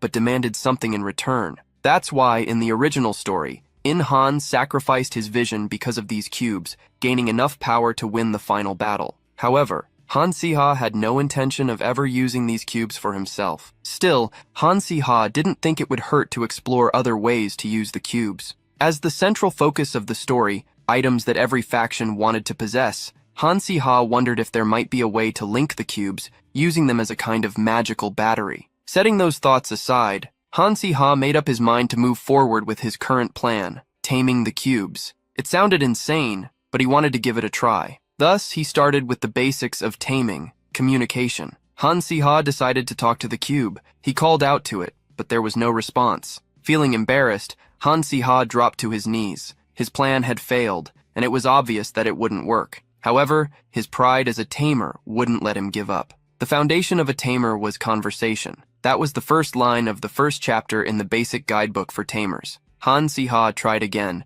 asking the cube to respond. Yet, there was no reply, obviously because the cube was like a rock. Thinking for a moment, he recalled that his bond with Basil had grown when he gave it a name. Basil also seemed happier after being named. Determined, Han Si-ha decided to name the cube in front of him. Stammering slightly, he said, "Skeet, square." He thought it was a fitting name, given the cube's shape. When there was no response, Han Si-ha sighed, wondering what he was doing with his life. He felt like he was pushing beyond his limits. But then, a notification appeared. Above the cube, a window indicated that their friendship had increased. Seeing the notification, Han Si-ha was dumbfounded. He couldn't believe his plan had actually worked. Around the cube, multiple notifications began popping up one after another, showing that their friendship was steadily increasing. The protagonist was even more incredulous, wondering why this rock was increasing its bond with him. After so many friendship notifications, the protagonist was asked if he wanted to tame Square. He quickly clicked the confirmation option. Of course, he wanted to.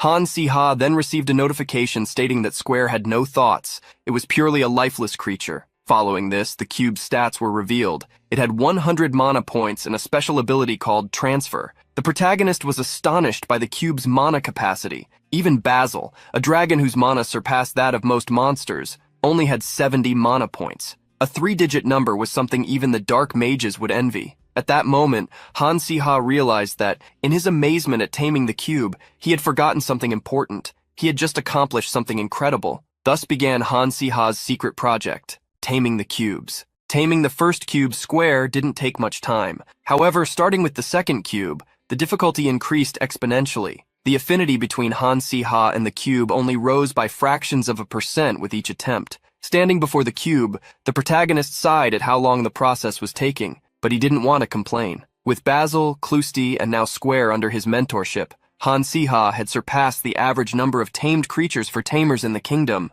If Han Si-ha were to complain about the difficulty, many tamers across the world would probably curse him, so he decided to remain calm and patient. The cube Han Si-ha was now taming was called the Void Cube. After taming the first cube, he noticed that each one had a unique special ability. The Void Cube, for instance, had the ability to create spaces by expanding mana. Simply realizing that the cubes were more than mere mana amplification items was a significant advantage. Taming them had proven to be an excellent resource. Han Si-ha then decided to keep the Void Cube with him wherever he went to increase their affinity. While still creating a resistant body to protect the cubes, there was no telling when or how one of them might be stolen. It seemed safer to keep at least one cube close. As he made his decision, Han Si-ha's attention was drawn to someone. He then recalled that Basil had recently acquired a new ability, Polymorph. The basic Polymorph ability allowed Basil to transform parts of his body. However, this skill still seemed too rudimentary. The protagonist questioned his little dragon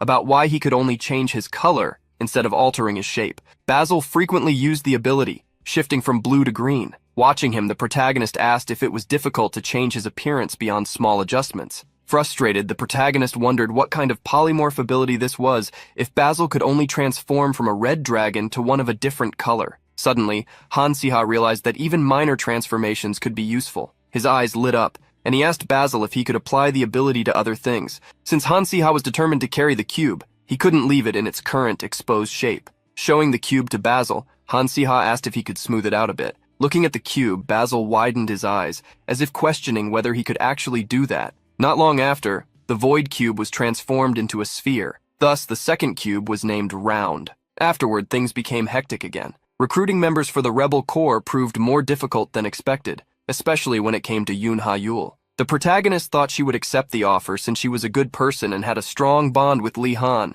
However, she made strange comments about seeing a bad omen and not wanting to stay near him, making convincing her quite exhausting. In the end, Han Si-ha celebrated when she agreed to join the group. Seymour, as expected, accepted Han Si-ha's proposal without much resistance, perhaps because he saw joining the group as a way to redeem his past. With that, Han Si-ha succeeded in completing the 6th main episode. As time passed, the leaves on the trees turned orange with the arrival of autumn. While the protagonist was reading a book on the academy campus, someone approached him and asked what he was doing. Seeing Natalie approach, the protagonist revealed that he was reading a book he had borrowed from the library. However, as he spoke, he was taken aback. The girl was carrying a kitten with her. Natalie showed him the adorable kitten, explaining that she had found it hiding from the rain near her house on her way home. She said the kitten reminded her a bit of Basil, so she couldn't leave it behind and decided to take it home with her. Looking at the cat, Han Si-ha wondered how it could resemble Basil when they weren't even the same species. He then speculated that the concept of pets might not exist in this world, and that cats and monsters born from eggs might be viewed similarly. Holding the kitten in his arms, the cute little creature clung to Han Si-ha. Natalie was surprised, saying it seemed the kitten liked him, as it had taken her several days to get the kitten to warm up to her. She then asked if this happened because Han Si-ha was a tamer, and he confirmed that it was a possibility. Noticing the book on Han Si-ha's lap, Natalie asked if she had interrupted him and inquired about what he was reading. The protagonist replied that it wasn't schoolwork or anything important, just something he was reading for fun. In truth, he had picked up the book because he wanted to learn more about the artifacts of this world to better handle the cubes. He sighed a little, as many of the books were far too advanced for a beginner like him. As Han Si-ha talked with Natalie, the kitten jumped to the ground and then lay down at their feet. Natalie glanced at the book and asked if Han Si-ha enjoyed the subject, commenting on how complicated it seemed. The protagonist agreed it was indeed complicated, admitting that it was so difficult he could barely understand anything. Noticing his struggle, Natalie asked if he needed help. She pointed at the book and explained that the page he was looking at was a broom classification chart. This explains how you can create a broom for specific purposes. The long ones are for domestic use, the small ones are for sports. Hearing her explanation, Han Si-ha was impressed. Natalie smiled at his praise, saying that her father had helped make a broom in the past. Han Si-ha was stunned and immediately asked if she had created artifacts before. He couldn't believe that an artifact expert had been so close to him this entire time. Natalie explained that the items from the earlier chapters weren't too hard to make, as they were basic artifacts. She pointed out various sections in the book, such as enchanted wand artifacts or effects for daggers, ending with a particularly expensive potion. As they flipped through the pages, Han Si-ha noticed one without a title, but it clearly talked about the cubes. He thought that no matter how much Natalie knew about artifacts, she shouldn't know about the cubes. But at that moment, he was shocked by her comment. Wow, this page is about the cubes? The protagonist immediately asked if she knew about the cubes. Realizing his mistake, since he was supposed to pretend he didn't know about them, he quickly covered his mouth. The cubes were still an unknown topic to the public, and students were supposed to know even less about them. In his moment of panic, he had accidentally revealed his own knowledge. Natalie admitted she knew about the cubes and asked how Han Si-ha knew about them, pointing out that very few people had that information. The protagonist deflected the question back to her, and as she held the book, she revealed the reason. Well, it's because my grandfather was one of the people who created them. The protagonist was left speechless upon hearing that Natalie's grandfather had created the cube. After sharing her part, she asked how he knew about it. Han Si-ha debated whether he should tell her the truth. In the original novel, Natalie was always portrayed as a good person. She was a minor character, occasionally helping the protagonist, but never directly tied to the main story. Because of this, he didn't believe she would misuse the cube. However, Han Si-ha couldn't be completely sure. He didn't want to overthink his next move because he urgently needed information about the cube. This meant he had to be honest from the start. He couldn't afford to lose this opportunity. I know about the cubes because I have one, he admitted. Han Si-ha's direct answer left Natalie stunned. She revealed that her grandfather had told her the cubes had been stolen and were being used somewhere. He had warned her to keep this information secret, which is why she had always been cautious about the topic. She wanted to know how Han Si-ha had managed to obtain one of these items. The protagonist realized there was no reason to hide what he knew from Natalie at this point. He recalled the 6th episode's mission and the fact that his group already had 6 members. Hoping that nothing would go wrong if he exceeded the participant limit, he made Natalie an offer. Natalie, I need your knowledge because the dark mages are after the cubes.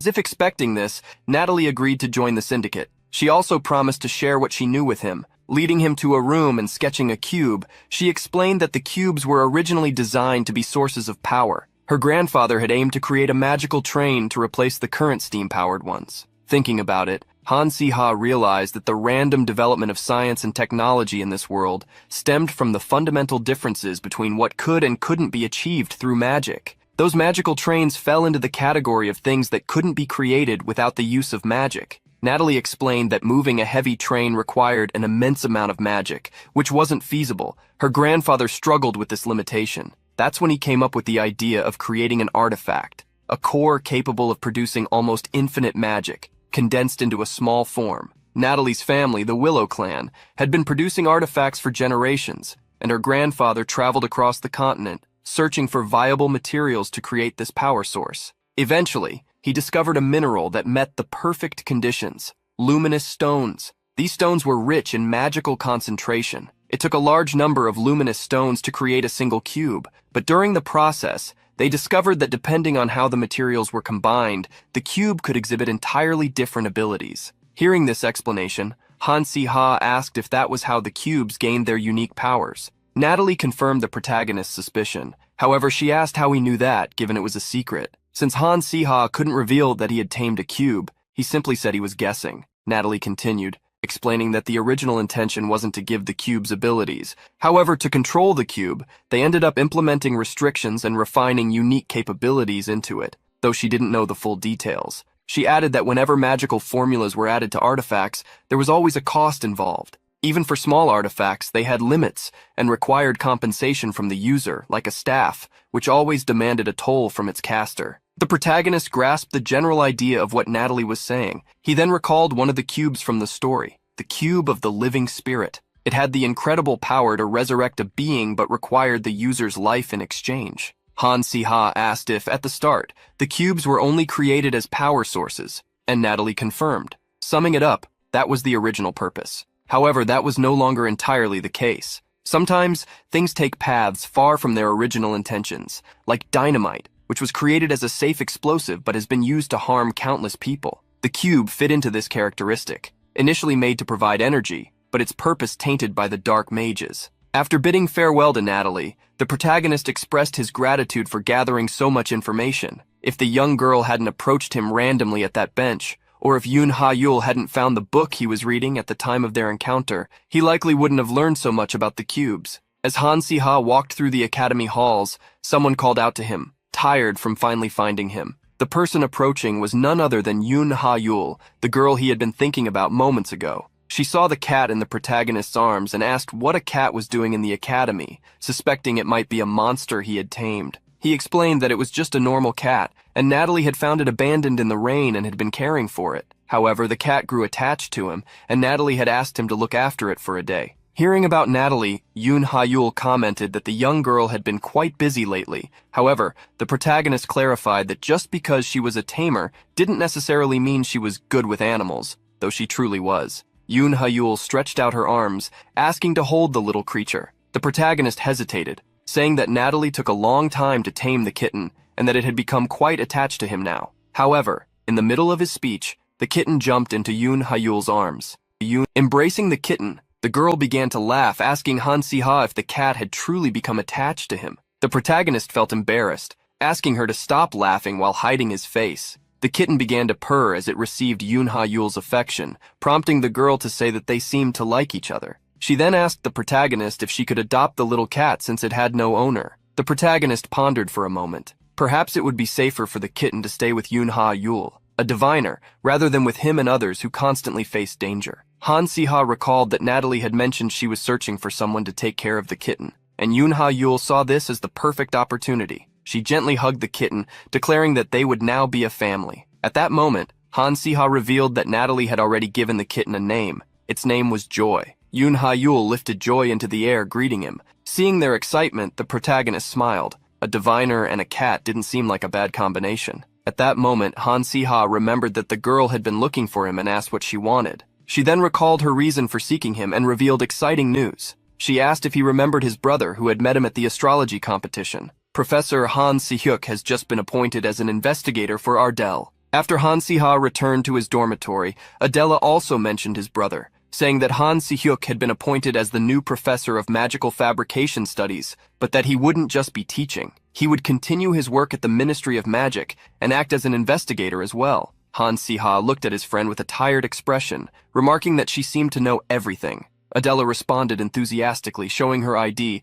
Of course, because I'm working part-time as an assistant investigator, a scholarship and earning stipends at the same time. The protagonist was shocked to hear this. Adela's life was now going to be quite busy. Then realized something and asked why she hadn't told him about her part-time work with Han Si-hyuk. In response, she said that she assumed he already knew, questioning why he needed to know everything. The protagonist was at a loss for words. Thinking about it, she really didn't need to tell him everything. Still, he felt somewhat betrayed. Returning to the main topic, the protagonist asked Adela why Han Si-hyuk had suddenly become an investigator. The young woman revealed that the investigator had been working on a cold case for some time, an archived case that had yet to be solved, and that he would continue investigating it while teaching. Adela mentioned that Han Si-hyuk didn't reveal the case's name to her, saying it wasn't meant for students, but considering how long he had been investigating, it must be something very complex. At that moment, the protagonist heard a system notification. Looking up, he was surprised. A side quest had appeared, the archived case of Kadablam. He would need to help Han Si-hyuk uncover the truth behind this case. In a room, some packages were still being opened. Meanwhile, the person in the room was looking over a list while sighing. Han Si-hyuk was analyzing information about the archived case of Kadablam. Over a decade ago, a line of people had been mysteriously buried alive for unknown reasons. This unresolved case had become an obsession for Han Si-hyuk. He, the great professor of the Ardell Empire, as the people called him. Prophecies were about the future, but Han Si-hyuk believed magic could be used for more than just predicting what was to come. He sought a different perspective. By using prophetic magic, he could gain insights into future case resolutions, allowing him to solve them in the present. Through this approach, Han Si-hyuk was acclaimed as a prophet, gaining recognition from both the Ministry of Magic and the Empire. After being appointed as an investigator, he quickly resolved cases, and even unsolvable cases in Ardell's ministries fell before him. However, there was one case that had a reason for remaining unsolved. The Ministry of Magic attempted to cover up this case for some reason. Typically, people would not dare to challenge the ministry, so no one dared to investigate the case. Thus, it remained unsolved. Yet, Han Si-hyuk did not want to leave this case behind. It was due to a prophecy he had seen when he was a child. A prophecy linking the Katablam case to two individuals. Now, with an invitation to teach at the Academy of Ardell, Han Si-hyuk hoped to use the opportunity to investigate the case with more freedom, as he was away from the ministry's scrutiny. He desperately wanted to uncover the truth about what happened in Katablam 10 years ago. However, there was a lingering discomfort in Han Si-hyuk's heart. He wondered if he could continue living the way he did after discovering the truth about this case. Meanwhile, Han Si-ha reflected on this secondary episode. The main episodes followed the original storyline of the work. Most were related to the Black Wizards, with clear rewards and risks. However, the secondary episodes were different. Moreover, this particular secondary episode was centered around Katablam, the village to which Adela belonged.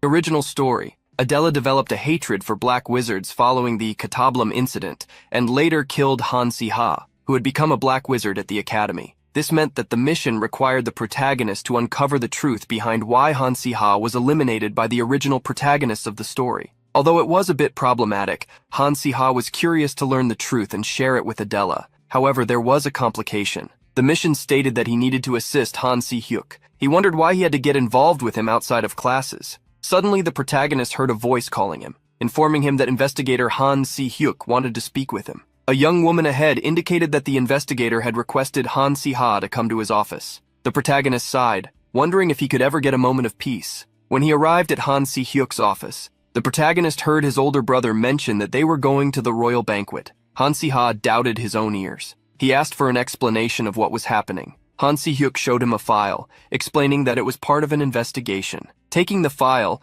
the protagonist realized it was related to the archived case of Katablam. However, Han Si-hyuk stated that Han Si-ha didn't need to know the details. He was simply tasked with gathering information at the banquet, since Han Si-hyuk himself couldn't do so, being a public figure. Inquiring openly about a decade-old case could make him suspicious. Therefore, Han Si-ha was the ideal choice, legally considered his younger brother and the perfect assistant for the task. Ultimately, Han Si-ha saw this as a double victory, gladly accepting the secondary mission regardless. However, Han Si-ha became concerned and asked if the banquet his brother referred to was a formal event with festivities, dancing, and the like. Han Si-hyuk confirmed Han Si-ha's fears, warning him that as the banquet was organized by the imperial royalty, he should avoid drawing unnecessary attention. He also advised against causing trouble, including picking fights or grabbing the collars of others just because they annoyed him. Hearing such a lecture, the protagonist was incredulous, wondering what kind of image Han Si-hyuk had of him.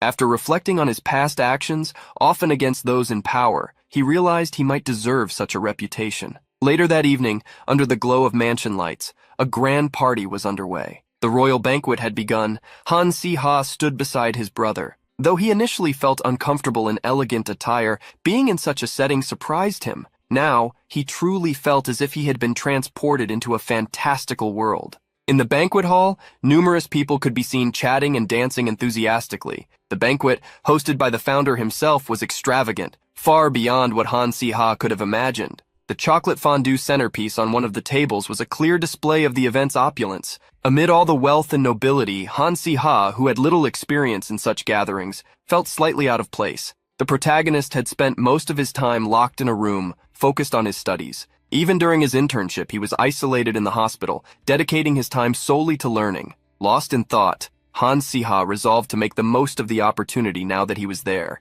Just then, someone recognized him. Turning around, he found himself face-to-face with Professor Bruce Miller, holding a glass of wine. The professor was surprised to see the young man, as this wasn't a place where academy students could easily gain entry. Curious, he inquired what Han Si-ha was doing there. Han Si-ha greeted the professor and explained that he was accompanying investigator Han Si-hyuk. as an assistant to gain experience and assist in an investigation. The professor was astonished to hear about Han Si-ha's involvement in an investigation, impressed by his versatility. Intrigued, he asked what kind of case they were working on. Han Si-ha brought up the unresolved Catablam case and asked if the professor knew anything about it. Professor Miller thought for a moment, searching his memory, but admitted he didn't know much about the case. Han Si-ha had hoped to glean some clues from the professor, but realized that wouldn't be possible. Changing the subject, the professor asked if Han Si-ha was close to investigator Han Si-hyuk. Caught off guard, the protagonist hesitated but kept his composure. Without revealing they were brothers,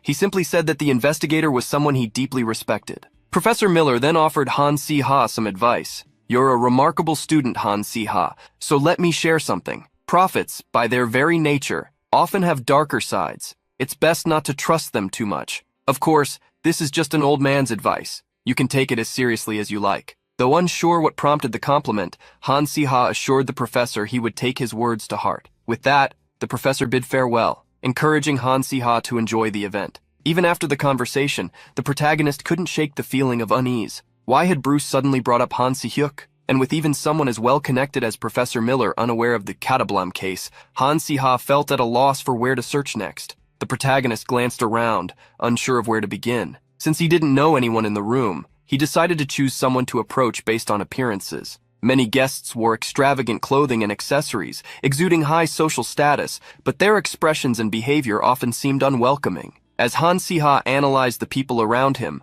a hand suddenly rested on his shoulder. Startled, he turned around and heard the voice of a young woman. "It's no fun standing alone at a banquet like this. Why is a young man like you just standing here looking so lost?" The woman, adorned with a large, elegant hat, radiated sophistication as she tucked her long golden hair behind her ear. Han Si-ha stood dumbfounded. He couldn't see her face clearly, but she exuded an air of high rank and pleasant demeanor. She was perfect for an ally in this setting. The woman looked him over carefully and asked, "You wouldn't happen to be Han Si-ha, would you?" Surprised that she knew who he was, the protagonist's shock was evident. He scrutinized the woman's deep, piercing gaze, wondering how she could possibly know him. Moments later, the two moved to a quiet, empty hallway to talk. The woman confirmed her suspicion by asking if he was the son of Han Tai-su and whether he remembered her. Realizing she knew his father's name and spoke it so casually, Han Si-ha concluded she must be someone of considerable status. Could she be an old friend of his father's? The woman complimented him,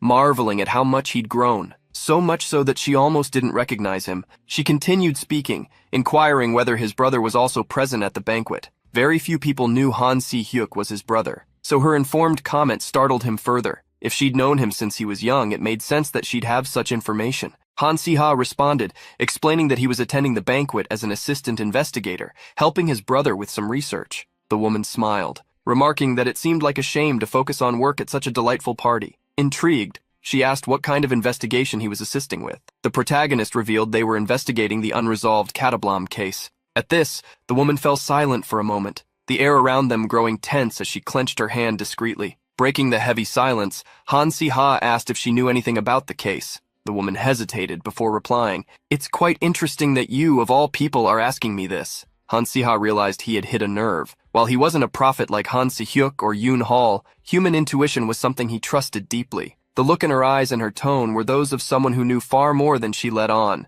Pushing further, he asked if he was personally involved in the case somehow. However, the woman crossed her arms and coolly replied that she didn't know. The protagonist tried to persist, pointing out that she had already hinted at knowing something, but he was cut off by the woman's cold voice. "Son of Han Tai-su, may I ask you a question? If the Empire had to choose between saving 1,000 commoners or saving you, a mere academy student who hasn't even graduated yet, who should they choose?" Han Si-ha couldn't understand why the woman was asking such a question, so she decided to rephrase, "If 1,000 commoners had to perish for you to be saved, who would the Empire choose?" Naturally, Han Si-ha believed the Empire would choose to save the 1,000 commoners, but the woman questioned whether he was certain of that. The protagonist knew he was just a novice, someone who hadn't even graduated, while the other side involved hundreds of lives. Those 1,000 people could farm, sell goods, or become soldiers. Clearly, saving the commoners seemed like the right decision. Han Si-ha gave an awkward smile and asked if she truly thought he was worth more than 100 lives. The woman agreed. He wasn't worth that much. Although Han Si-ha recognized her words weren't wrong, it was still unpleasant to hear such blunt remarks from a stranger. Curious, the protagonist turned the question back on her, asking what her answer would be if she were in his place. The woman smiled with an air of nobility and confidently delivered her response. That's an easy question to answer. Even if there were 10,000 people, the Empire should still choose me. Han Si-ha raised an eyebrow at the woman's astonishing self-assurance. She then decided to give him some advice. 1,000 lives mean nothing. You should drop this case for the sake of your future. The protagonist couldn't help but wonder why she kept emphasizing the number 1,000. Then it hit him. He remembered the details of the Catablam case, which had approximately 1,000 victims. He was stunned to realize that the woman knew this as well. With a superior gaze, the woman looked him up and down and said, "Your life isn't noble enough to justify the sacrifice of 1,000 commoners, but their lives held little value. If the sacrifice of 1,000 lives could stop the Black Mage, the Empire would naturally make that decision." Hearing this, Han Si-ha finally understood why Adela feared and resented the nobles so much. These people treated human lives as if they were nothing, like ants. For a moment, Han Si-ha had forgotten this reality, being in Ardell Academy, which was relatively free of class discrimination. The woman added that it wasn't worth Han Si-ha or his notable brother getting involved in the case, advising him to return his focus to his studies. However, at that moment, a cold atmosphere enveloped the protagonist. "That's revolting!" The woman was taken aback, hearing Han Si-ha continue. "That's revolting. I can't claim to be worth more than 1,000 lives. What kind of confidence do you have to speak so lightly about human lives? Just how significant is the life you've lived?" At that moment, a man appeared in the hallway and approached the woman. He hurriedly whispered to her, "Your Majesty, how could you slip away saying it was boring to talk with the nobles? Do you know how long I've been looking for you?" The protagonist was shocked to hear the man address her as Your Majesty. In front of the man, the woman replied casually, saying she'd been having an interesting conversation. Then she removed her hat. Han Tae-soo truly raised a very amusing child. Without the hat obscuring her features, Han Si-ha finally recognized the woman. It was the Empress. Han Si-ha felt as if he were falling into an abyss. He couldn't believe that the highest authority in the Empire, the Empress, was standing right in front of him. He recalled the words he had spoken to her just a moment ago, realizing his mistake. He clenched his teeth, questioning what the hell he had just said to the Empress. At that moment, the Empress looked at Han Si-ha again, smiling. "Let me ask you again, 10,000 Imperial citizens or just me? Who do you think should be saved?" Sometime later, in a grand hall with a beautiful fountain, the Empress sat across from the Han brothers. Han Si-ha had a downcast expression while his brother looked visibly irritated. The Empress broke the silence, addressing Han Si-ha first. With a smile, she revealed that she was wondering what she should cut off from him first, his arm, his leg, or his head, and asked if he had any suggestions. Faced with the grim comment delivered with a smile, the protagonist remained thoughtful. The Empress noticed his expression, observing that despite everything, he still maintained the same demeanor, looking her directly in the eye without bowing. Considering the conversation they had earlier, she became even more intrigued by this second son of Count Han Tae-soo, especially since she had never encountered someone like him before. While the Empress thought Han Si-ha was calm, the protagonist was internally crying, frozen with fear, silently begging the heavens for her to spare him. Han Si-ha had been reincarnated into this world after dying from overwork in his previous life. But now, in this life, he was about to face execution. He wondered how he could possibly survive. Should he kneel and beg with all his might? In the original work, Empress Linnea had a relatively minor role. However, the way her character was described in the novel had left an unforgettable impression. The Empress was an invincible ruler, someone who would sacrifice thousands to achieve her goals. In short, she could be summed up in one word: tyrant. She was a madwoman who could eliminate anyone on a whim, and Han Si-ha had just managed to irritate her. Han Si-hyuk finally spoke, apologizing for making such a request, yet treating his brother like a helpless child. Han Si-hyuk claimed he didn't know what disrespectful act Han Si-ha had committed, but pleaded with the Empress to give him just this one chance. The protagonist was stunned. Han Si-hyuk was usually someone who despised him, yet here he was, defending him to this extent. A single wrong word could cost Han Si-hyuk his life, but he was acting like a protective older brother. The Empress raised an eyebrow, questioning what kind of chance she should grant this child. Han Si-hyuk's voice was firm as he made his request. "Please execute him mercifully, without any suffering. Make it quick and decisive." The protagonist was livid, immediately taking back all the praise he had just thought about his brother. The Empress began laughing at Han Si-hyuk's words. She waved her hand, stating that she had no intention of harming Han Si-ha, at least not yet. In fact, she found him quite amusing. The Empress then instructed a servant to bring an hourglass. With the hourglass set on the table, she declared, "I'll give you 3 minutes. Convince me within that time that you deserve to live, son of Han Tai-su. Han Si-ha gritted his teeth upon hearing the Empress's decision. He instinctively touched his neck, checking to make sure everything was still intact. At least for the next 3 minutes, he was safe. He felt as if he were lost in a void, trying to figure out what he should say. Speaking nonsense about the value of life in front of the Empress had been a terrible mistake. Now he agonized over how to convince someone in a situation that had spiraled out of control because of his own words. As the protagonist struggled to think, a minute passed, leaving him with only 2 remaining. While he ground his teeth in frustration, something suddenly appeared before him. The details of this side episode, where he was supposed to assist Han Si-hyuk in uncovering the truth behind the Catablam case. He wondered if this was some sort of joke. However, after a moment of reflection, he realized that these status windows always appeared when his life was in danger, as if they were guiding him on what to do next. Perhaps this was a clue. Watching the sand fall through the hourglass, he knew he had to say something. Anything. The reason I deserve to live is because I am an indispensable talent for Ardell. The Empress questioned his words, asking if there weren't plenty of other talented people in the Empire as well. Han Si-ha countered her, claiming that his intelligence was far superior to theirs. The Empress interrupted him again, asserting that there were surely others more intelligent than him. At that moment, Han Si-ha snapped. I'll explain step by step. I only have 2 minutes left, so please stop interrupting.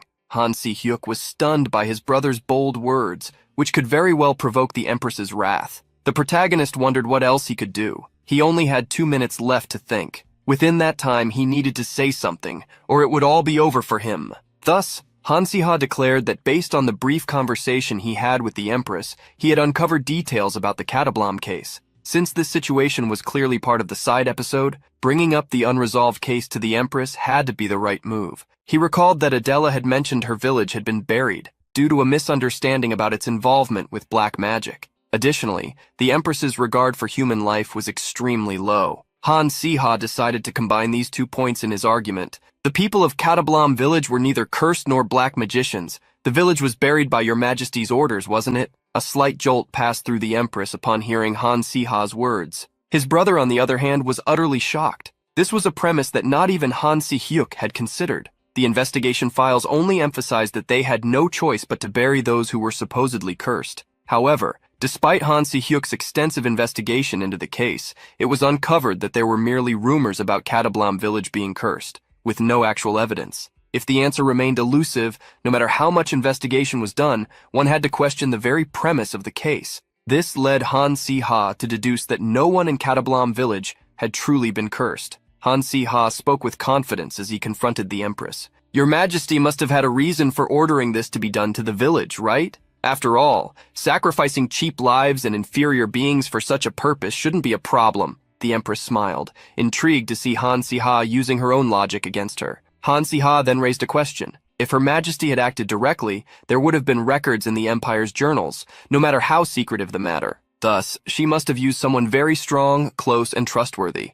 In fact, there were 5 counts who were high-ranking nobles and had served her for a long time. Among them was someone who had achieved great accomplishments and gained the Empress's unwavering trust. Han Si-ha hoped he was wrong, but he knew his deduction might be correct. Looking down, he continued, since it's painful for me to say this, I'll ask a question instead of making a statement. Was the leader of the secret operation that buried an entire village underground our father, Count Han Tai-su? The Empress smiled with a look of interest. Without saying a word, she averted her gaze. Although the hourglass's time had run out, the conversation continued, with the Empress asking how he had figured it out. Han Si-ha revealed that it had been a mere guess, based on her apparent interest when he, the son of Han Tai-su, brought up the Catablam incident. The Empress realized her mistake, remarking that it was true what they said. When the elderly talked too much, it always caused trouble. This must have been a significant secret. The case had been sealed within the Department of Magic, and even the contents of the documents had been falsified. No matter how insignificant a rural village might have seemed,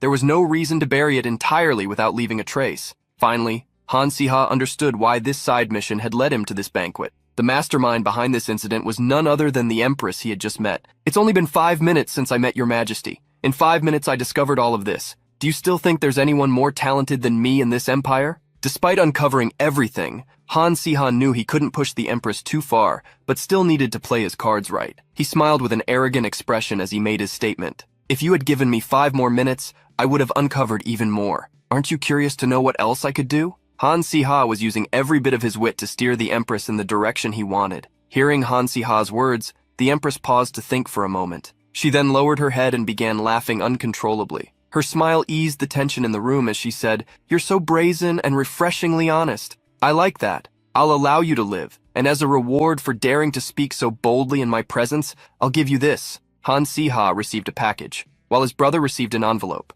The Empress instructed them to investigate the Catablam case. The envelope given to Han Si-hyuk contained documents with information no one else knew. She stated that it wouldn't be necessary for him to report his findings, only that he handle the matter on his own. Receiving the documents and the Empress's orders, Han Si-hyuk bowed. To conclude, the Empress emphasized that, if possible, the contents of the envelope should be seen by him alone. The Empress then directed Han Si-ha to open the package he had been given. Quickly, the protagonist realized it was a fountain pen. Seeing Han Si-ha's lack of enthusiasm, the Empress scolded him, "Shouldn't your reaction be one of gratitude? This is a gift from the Empress." Realizing his mistake, born of never having had the chance to meet the Empress before, Han Si-ha stood, bowed, and thanked her. The Empress smiled at the gesture, remarking that Han Tae-soo had truly raised a son destined for a short life. Setting the joke aside, the Empress asked if he understood why he had been gifted the fountain pen. Faced with yet another round of questions, Han Si-ha realized that the Empress enjoyed watching him solve mysteries. He began analyzing, voicing his thoughts. It likely wasn't for academic purposes, so the item could be an artifact or something similar. Since it was a gift from the Empress, it had to be a rare artifact. And since the case involved dark mages, this item must have been meant to help him capture such mages. The Empress praised Han Si-ha for hitting the mark. She then concluded their late-night meeting, advising him to keep the item safe, as it would undoubtedly come in handy, especially since he still had a habit of speaking without thinking. The next day, something was happening at Count Han Tae-soo's mansion in Kastika. When the protagonist met his father, the Count stated that Her Majesty had spoken highly of him. Looking out the window, the Count asked what had happened exactly. Judging by the way his father spoke, someone who rarely handed out compliments, the protagonist decided to get straight to the point. He revealed that he had attended the banquet to help his brother with an investigation, but had failed to recognize Her Majesty, and ended up saying too much. Han Tae-soo was stunned by his son's confession. He was speechless for a long while before finally managing to compose himself. What shocked Han Tae-soo the most was the fact that his son's head was still attached to his neck.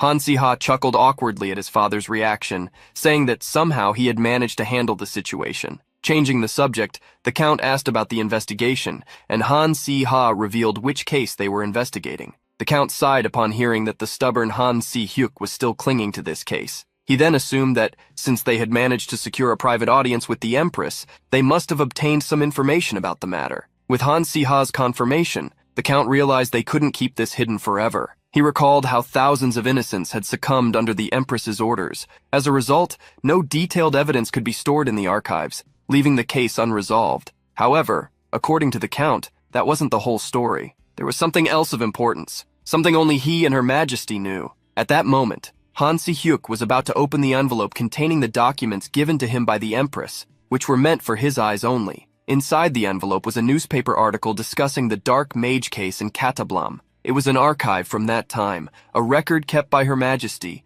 dating back a decade, unknown to anyone else. Han Si-hyuk read through it and realized that, from the beginning, the descriptions were entirely different from the investigative files he had previously reviewed. A dark mage had infiltrated the Catablam district. Immediate action was required. The dark mages of Nox, specializing in stealth among the villagers of Catablam, were difficult to identify.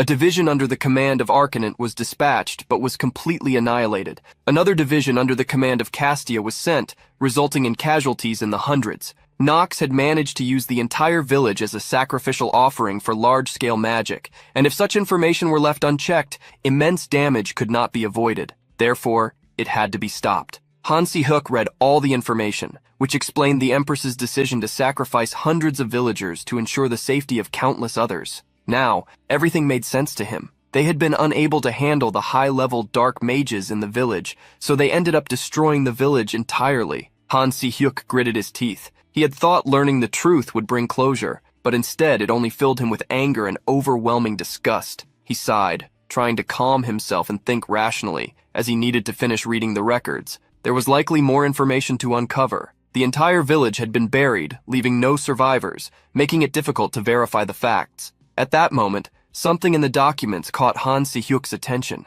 It stated that there were 2 survivors. He couldn't believe there were survivors when the entire village had been buried alive. Upon examining the information about the survivors, he discovered that one of them was Adela Stivia. She was the girl who worked in his office as an assistant. Adela was a talented earth mage and a promising student at Ardell Academy. Han Si-hyuk understood something now. The incident must have occurred when Adela awakened her magic. However, this complicated things. Adela had no home or family to return to. She had lost her parents and her community. If she discovered that those responsible for the tragedy in her past were Han Tae-soo and the Empress, with the power she possessed, she might not remain silent. She could attempt to destroy Kastika in her quest for revenge. Han Si-hyuk knew this couldn't be allowed, so the case had to remain unsolved. Thus, Han Si-hyuk resolved to uncover the identity of the second survivor and then destroy the records. When he discovered the identity of the second survivor, Han Si-hyuk was shocked. He dropped all the papers in disbelief. Elsewhere, the Count continued his conversation with Han Si-ha,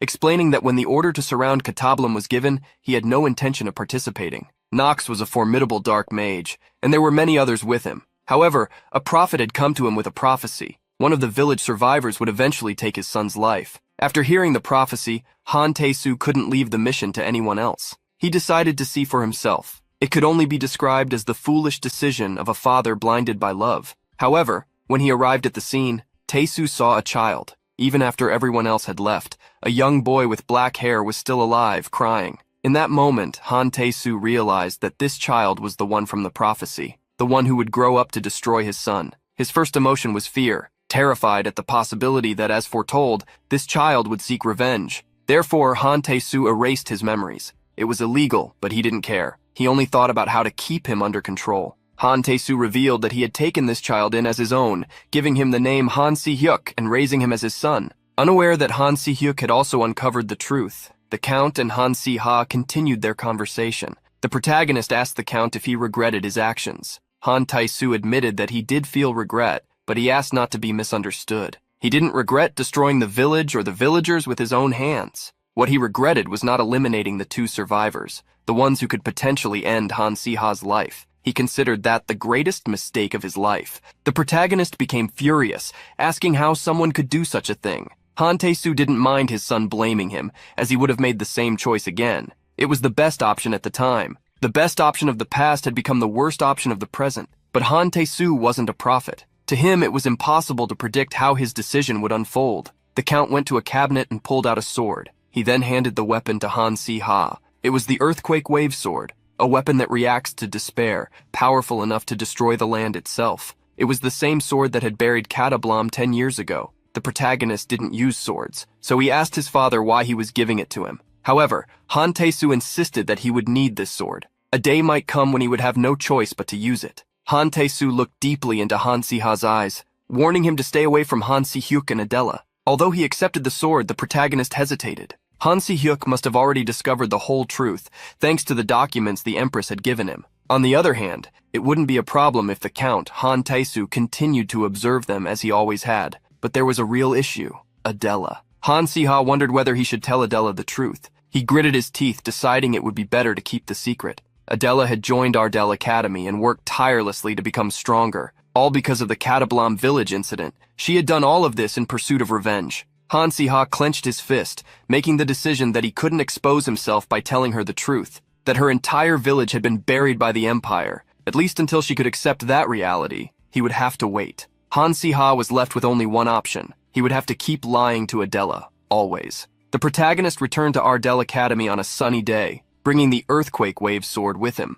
He was told to keep the sword off the ground when not in use to prevent it from becoming contaminated. The more contaminated it became, the weaker its powers would grow. Han Si-ha placed the sword in a wardrobe. Although it had lost much of its original power over the years, with enough to spare, it could still destroy the entire dormitory. The protagonist knew that this sword had already claimed over 1,000 lives. He couldn't understand the point of polishing it until it shone and keeping it untouched, as it was already soaked in the stench of blood. At that moment, one entered the room, excited to see that Han Si-ha had returned. One told the protagonist that everyone had gone crazy when they heard Han Si-ha had been dragged back to Castina's territory. He himself was curious to know if the Count had done anything to him. Closing the wardrobe to hide the sword, the protagonist changed the subject. Switching topics, one handed a note to the protagonist. As Han Si-ha looked at what was written, one explained that Adela had asked him to deliver the note. In the note, Adela stated that she wanted to see Basil, asking the protagonist to bring her pet to the dormitory entrance that night. The protagonist smiled, realizing Adela was using Basil as an excuse to see him because she had missed him. By the protagonist's side, Basil noticed his smile. The dragon wagged his tail happily and asked if they were going to see Adela. Seeing this, the protagonist wondered if that dragon really belonged to him. Wondering if Adela had truly invited him just to see Basil, the protagonist went to the dormitory entrance that evening. When they met, the first thing Adela did was hug Basil. Both human and dragon were overjoyed to see each other. From the corner, Han Si-ha realized she genuinely wanted to see her pet, not him. Irritated, the protagonist asked if Adela was happy to see Basil and if he could leave now. Adela, however, cleared her throat and asked him to wait. While holding Basil, she invited the protagonist to go out if he wasn't busy, as there was a cherry blossom festival happening in a village near the dormitory. The protagonist was surprised by the invitation, wondering if there was more to it than he imagined. And indeed, there was. Leaving Basil behind, the two walked through streets lined with cherry blossom trees, their pink leaves adorning the path and adding beauty to the night. Adela was very excited. She hadn't been able to attend the festival the previous year due to training, but she really wanted to go this year. The protagonist was surprised that Adela liked this sort of thing, to which she pouted in response. "Why, can't I like it?" The protagonist smiled at her expression, keeping to himself the thought that she seemed more like the type of person who would uproot trees rather than appreciate them. Despite this, seeing Adela amidst the cherry blossoms, pouting, he realized it actually suited her, making her look quite adorable. Han Si-ha became aware of his thoughts about Adela, startled by them. He patted his own face to snap out of it, wondering if he had lost his mind. Seeing the protagonist's actions, Adela asked what he was doing. Changing the subject, Adela asked Han Si-ha if what he'd said earlier was true, that if someone caught a falling cherry blossom petal, their wish would come true. When Han Si-ha confirmed the belief, Adela ran to the cherry trees, looking up and waiting for a petal to fall. The protagonist raised his hands, unsure how to keep his composure. He knew that if Adela discovered the truth, that her homeland had been sentenced to destruction and wiped out just to defeat a mere dark mage, and that the one responsible for it was the father of her friend, Count Tae-su, the Empire's hero, she would be devastated. She would be so hurt that she might crumble entirely. Adela seemed strong, but inside she was still fragile. If she found out the truth, instead of hurting someone else, she might blame herself for not realizing earlier who her enemies were. The good relationship the protagonist had built to survive was now tightening a noose around his neck. If Han Si-ha had remained a dark and insignificant bastard, it would have been better for Adela. She could have just used him as a target for her revenge, but now it was far too late for that. While the protagonist was lost in thought, Adela called out to him excitedly, showing that she had caught a cherry blossom petal. Her smile as she displayed the petal was radiant and pure. The protagonist looked at her with a blank expression and asked what she wanted to wish for. She didn't reveal it, though, keeping the petal to herself and claiming it was a secret. The protagonist knew that if it hadn't been for the events of 10 years ago, Adela wouldn't have to live so desperately, but everything had already gone wrong. At that moment, Adela approached him, asking if Han Si-ha wasn't going to try catching a petal too. The protagonist looked down with a fake smile, hiding his sadness, but he couldn't keep smiling for long and fell silent. As the wind carried the cherry blossom petals, the protagonist looked at the girl. "Adela, there's something I need to tell you." While the petals fell over the waters of the fountain, the protagonist mustered the courage to tell her what he could no longer keep locked away in his heart, for both their sake. In a corner of the classroom, Han Si-ha sat in isolation. As he gazed at the view outside the sunny window, he pondered many things, eventually letting out a sigh. On a floral night, after telling Adela that he needed to reveal something, he ended up looking away, as the matter proved more complicated than expected. He found himself confronted with a question. If someone were the cause of your life's ruin, would you forgive that person and keep them close to you? Unable to ask such a question, Han Si-ha asked another. Would you come with me to next year's Cherry Blossom Festival again? Adela, surprised, quickly accepted, a cheerful smile on her face. Han Si-ha, please take care of me next year too. Seeing Adela's happy expression, Han Si-ha didn't have the courage to tell her the truth. The guilt was precisely what he, the son of Han Tae-so, Han Si-ha, should carry. Despite the risk of having his relationship with Adela destroyed, the protagonist remained firm in his goal, to complete the main story. Lee Han, Adela, Solia, and everyone in the squad moved forward to fight against the dark wizards presented in the main story. If Han Si-ha, who knew the bigger picture, were to lead the group, their chance of survival would increase. Putting his thoughts into writing, Han Si-ha remembered what would happen next. The date when the Dark Wizards would invade Ardell Academy was approaching. Even with the flow of major and minor events being overturned due to the protagonist's existence, some things would inevitably happen. The invasion was only supposed to occur 2 years from now, but seeing the Dark Wizards focus on recovering the cube, Han Si-ha believed they had already discovered that there was an ability within it. This was not a good situation, because the Dark Wizards were strong. A miracle was needed to defeat a high-ranking wizard. Even more so for the young squad protecting the cube, dozens of miracles would need to happen in sequence.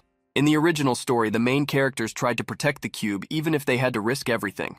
In the process, Solia ended up being eliminated, Adela severely wounded, and Li Han falling into despair. Han Si-ha wanted to prevent this kind of situation. Fortunately, having read the incomplete novel up to before the end of the first part, he already knew how to avoid the catastrophe at the end of the story. The ultimate goal of the Dark Wizards was to gather the cubes and activate a magical tool to amplify magical power, the heart of the machine, and extract the cube's vast magical power. They wanted to subjugate ordinary wizards, using the cube's power, and usher in an era of dark magic. Han Si-ha developed his strategy based on this, finding the heart of the machine, which would amplify the cube's magical power, and destroying it was his mission. To create the complex tool that would extract the cube's power, the Dark Wizards would originally take 10 years. In the original story, the wizard who created the heart of the machine ended up dying from exhaustion as soon as he completed the mission. So it seemed that creating such an item in a short period would not be possible. After outlining the plan, Han Si-ha yawned, tired. The plan was simple, but there was a crucial problem. Han Si-ha squirmed at the thought of how he would explain to the other youngsters what was happening. He imagined himself explaining with a smile, "Hey, they said there's something called the heart of the machine. They're going to put the cube in the heart, and it's going to suck all the magical power out of the cube." However, if he said something like that, they would call him a lunatic. He'd be lucky if they didn't accuse him of being a Dark Wizard spy. Despite appearing to be alone, Han Si-ha sought to motivate himself and think carefully. Even if he couldn't openly mention the heart of the machine, he could have someone find its location. The young person who discovered it along with Han Si-ha could understand the situation on their own, as everyone was intelligent enough. Instead of explaining with words, the protagonist decided to show the other boys proof to convince them. Walking over to a map on one of the classroom walls, he looked for the location where the heart of the machine was in the original story. It was an extremely vague place, to the point of being impossible to find without the right instructions. However, there was a clear hint.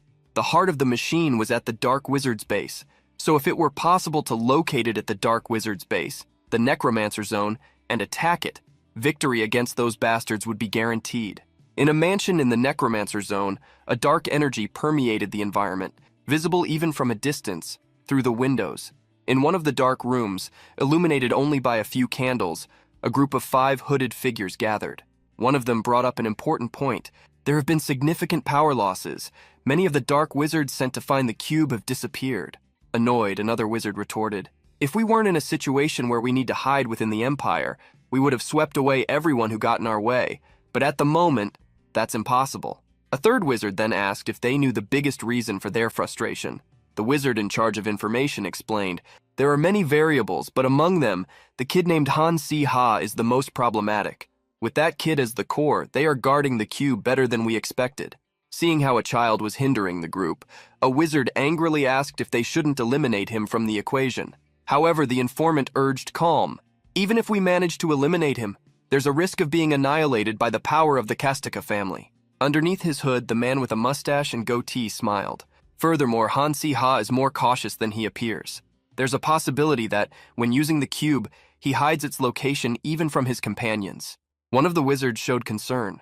If no one but Han Si-ha knew where the cube had been hidden and he were eliminated, no one on the continent would know where to find it. Another matter troubled the group. Now that Abaddon has awakened, we must be extremely careful to gather the cubes as quickly as possible. Suddenly, someone suggested attracting Han Si-hyuk, Han Si-ha's older brother. However, considering that Han Si-hyuk was the son of Han Tae-so, the count who had annihilated the Dark Wizards, they doubted he could cooperate.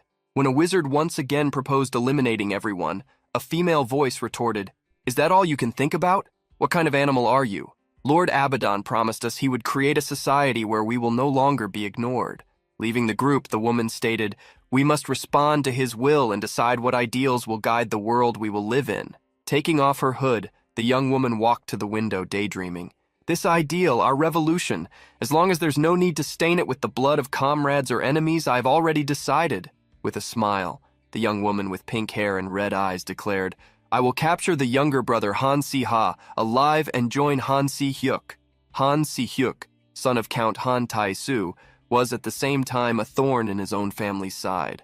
However, with overwhelming potential and magical abilities, he had become a precious talent in the department of magic, as his prophetic powers were unrivaled. The woman raised a point. "How does he, an illegitimate son, possess so much power? Have you never thought about it?" One of the wizards was surprised by Lady Sepia's questioning. Sepia had a hunch. "Great power comes with a price. As soon as the nightmare begins, he will inevitably face us. I implanted this power in Han Si-hyuk a long time ago, a power that will lead him to his own destruction. Whether he wants to or not, he will join us." In Natalia's workshop, the Academy's youngsters had gathered. At Ardell Academy, the Necromancer Zone was known as the Dark Wizard's Stronghold. As it was the location of the final battle, it had been mentioned a few times in the original story. As expected from a villain's hideout, its exact location had never been revealed. In other words, even Han Si-ha, who read the story, didn't know exactly where the Necromancer Zone was. Therefore, he could only follow the original storyline step by step. As soon as they heard the location they intended to invade, the youngsters were revolted.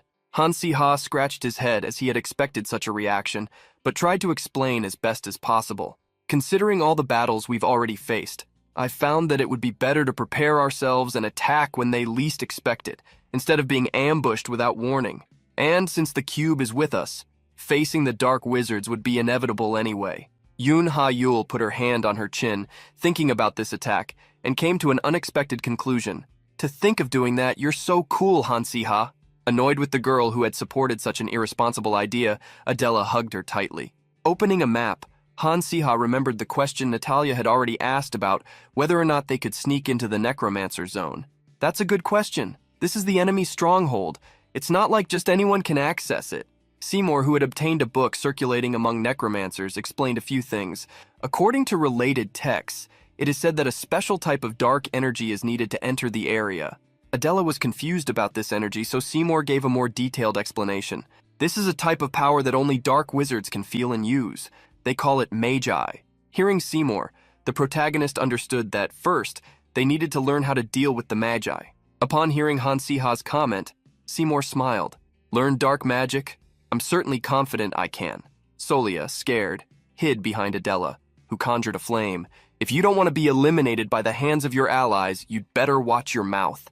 Seymour corrected his words, stating that even people who were not dark wizards carried some item that contained magi, therefore, they could use it for a short period of time. With the matter resolved, the protagonist showed the group where he would like to search. Solia immediately recognized the place he pointed to. He wanted to investigate the old Arcanant mine, located in the northern region of Kastika territory. Also known as an obsidian mine, Han Si-ha had heard that, with the obsidian found there, it would be possible to manipulate the magi. The magi flowed within the mine itself in a powerful quantity. There were records saying that even common people felt a presence for some reason, which caused that land to be accused of being cursed. Creating a plan, Han Si-ha asked Solia, "They say the mine was demolished a long time ago, but you've heard about it, right?" Solia wasn't so sure, but since it was her father's land, she believed he would know something. Seymour was more relieved. It would be troublesome to have to search the entire territory and, on top of that, learn the cursed magic of the dark wizards. As the conversation would be long, Solia suggested they go talk to her father personally. Opening the calendar, the protagonist looked for a good date, and having an idea, called the girl. "Hey Solia, what classes are you willing to skip?" That same day, they took a carriage, starting the journey. Solia, sitting in the back of the wagon, displayed an annoyed look. "Hey, this is my first time skipping a class." To alleviate the girl's guilt, the protagonist instructed her to think of it as a field trip, but Solia's worry didn't diminish. How can a student show up for classes and then disappear? Han Si-ha couldn't help but be startled by how much Solia worried about being a good student, treating skipping a class like the end of the world. He himself had skipped all classes for an entire semester. Being experienced in the matter, Han Si-ha reassured her, "You won't get a big lecture for this." However, Solia wasn't comforted by this answer. Thus the carriage continued moving until dusk. when they arrived at the ancient Arcanant territory. Upon arriving in the quiet countryside town, Solia became excited. Beaming, she commented to Han Siha about the place. "This is where I lived when I was a child. Seeing everything again after so long is so nice." Even with the bankruptcy of Solia's family, to the point of losing their land, Arcanant had once governed that vast territory. Getting straight to the point, Han Siha asked Solia where her father would be. Solia pointed to a house in the mountains. Surprising Han Siha, Solia's father lives in that dilapidated mountain shack? The protagonist truly found it strange that the family, even bankrupt, lived isolated in a corner of what used to be their own land. Solia smiled nervously, stating that even she had been surprised. "After enrolling in the academy, I had no reason to return, so I only recently discovered this situation."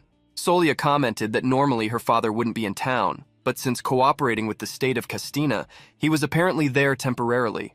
As they walked through the cobblestone streets, Han Siha began to understand the situation a little more. For Count Arcanant, losing his territory must have been humiliating. After walking for a while, Solia noticed a shop and invited Han Siha. "Would you like to stop here before we go? This is the market, located near the village entrance. The Arcanant territory doesn't have very fertile land, so trade mainly developed here." Seeing the commercial development, Han Siha imagined that there should also be an industrial zone. Solia confirmed his suspicion. The place was well known for manufacturing. The Wallow family, to which Natalia belonged, owned an artifact factory in the region, for example. As they walked through the town, Solia became confused when she realized that the building where there should have been a factory was closed. Confused and worried, she ran down the cobblestone street. As Han Siha followed her, he saw the girl become even more uneasy when she couldn't find another shop. The protagonist questioned Solia, "But how is there nothing here? Could you have gotten confused since it's been so long since you've been here?" However, Solia couldn't believe it. There should have been a long line of shops on that street. The protagonist looked around. This should have been the largest market in Arcanant territory, and yet the streets were empty. Seeing a person walking down the street, Han Siha asked Solia if it wouldn't be better to talk to her. Solia quickly ran towards the passing woman. "Excuse me, I'd like to ask something." The woman was surprised but asked the young woman to ask. Worried, Solia asked where the potion shop on that street, the Merchant Guild building, and the shop that sold herbs were. The woman thought for a moment. "The potion shop on the street, HM? I haven't heard that name in a long time. Miss, you haven't been around here in a long time, have you?" Solia was confused about what the woman meant. But the woman pointed to the empty street as she explained. "The people here, the merchants and shop owners, all said it wasn't worth living in this land and left." Hearing the woman's words, the student duo was shocked, especially Solia, whose face was filled with despair. Concerned, Solia asked the woman for an explanation. Annoyed, the woman huffed. "It's obviously because of the new count. He's made it impossible for merchants to live here. He charges exorbitant fees just to set up a small stall. And if the shop isn't one of his chosen ones, he sabotages it, so no one can do business there." Solia grew even more frightened upon hearing that. Frowning, she wondered what the woman meant by new count. The main reason for the Arcanant family's loss of influence in their territory had been the war. The empire waged a long battle against the dark mages. Other great houses, including Castica, were severely affected, but Arcanant's situation worsened due to continuous famine that plagued their lands. It was at this moment that he approached. Baron Dwayne, the second son of Count Brad. Under the pretext of investing in a devastated territory, Baron Dwayne slowly spread his influence over that land. As the combination of war and famine made a financial loan extremely necessary, the Count of Arcanant ended up biting a sweet bait without hesitation. When he finally opened his eyes, there wasn't even a corner that the Baron's influence hadn't taken hold of. When Dwayne took control of the region's commerce and military power, he abandoned the Count of Arcanant. Thus, Solia's story unfolded. Arriving at a quieter area of the city, Solia sighed sadly. "I only recently learned about this from an administrative official. I didn't know the details. I was so young back then. I thought our house had fallen due to some business failure. But from the start, he had malicious intentions. He approached my father when he was vulnerable, took military control, planning to swallow all our land." Solia then mentally replayed the entire story told by the old merchant moments before. After taking the territory and the title of Count, he expelled all the merchants and imposed taxes just to expand his own business. Solia finished, unable to believe that someone like that had become the Lord of Arcanant. To her, that was unbelievable, unacceptable. Head bowed, Han Siha understood the young woman's strong emotions, just as he understood what her father had tried to do. Solia's father had to protect his family, as well as the people of that land. He had no choice but to give up. Han Si-ha revealed his thoughts. The first time Solia told her story, he had already found something strange. For a territory of this size, he should have received a large sum, but there's no mention of him receiving anything. Solia completed Han Si-ha's thought. My father would never sell our land, even by right. Solia had imagined that things had become difficult due to the long war, leaving her father with no option. In the past, every time Solia saw her father's desperation to recover the land, she felt frustrated, never knowing what to say. Some tears streamed from Solia's eyes as she watched her world collapse. Han Si-ha, what do I do now? I'm so angry. I want to give back everything he did to us. I want to take the territory back. The people I grew up with are suffering. The beautiful commercial district is in ruins. In its place, only barren land remains, and I can't do anything about it. Seeing the girl's despair, Han Si-ha tried to approach, but she continued to vent before he could console her. With each word, Solia's back seemed more distant, smaller. I have to restrain myself. I'm just a third-year academy student, and I have no right to speak about the matters of lands already taken from us. Wiping away her tears, Solia apologized to Han Si-ha. They had come there for a vanguard mission, but now she was bothering him with personal matters. Trying to set aside her sadness, Solia called him to visit her father. However, Han Si-ha had a proposal. You can restrain yourself later. Don't you want help? In a luxurious mansion, a white-haired guard brought news to his lord. The man sitting at the table, Count Dwayne, ground his teeth in irritation. Solia Arcanant, what is that girl doing here? The guard confirmed Solia's presence to the Count, revealing that she had apparently been asking around about what had happened 7 years ago. The Count became even more annoyed. Damn rats, digging up things that are already in the past. The head guard asked if they should care for the young woman. But annoyed, Dwayne was clever, and told them to leave her alone. What good would come of messing with academy students? Despite having taken the land by force, the Count possessed a contract that protected him. Even if they came crying and screaming at his feet, begging for the land back, nothing would change. The Count vaguely remembered Solia Arcanant's name. She was starting to cause a stir in the Empire. They said she possessed such promising talent that sponsors were lining up.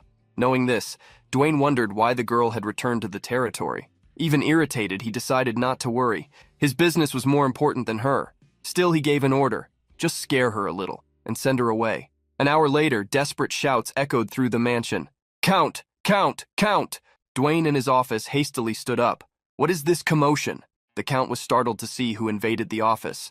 Dragging one of the guards while holding a wand in his other hand, a young man was looking for Dwayne. Is anyone there? I came to see the Count. Upon seeing the crazed expression on the boy's face, Dwayne was frightened to the bone. From the clothes he wore, the Count realized he was an academy student. Before the startled Dwayne, the protagonist inwardly scoffed. Solia is an academy student who can defeat monsters with just her wand. Did he really only send guards with spears and swords? Is he stupid, or did he simply underestimate her? Furious, Dwayne confronted the boy. What is the meaning of this disrespect on someone else's land? Dwayne quickly realized that Solia was hiding behind that boy and attacked her with words.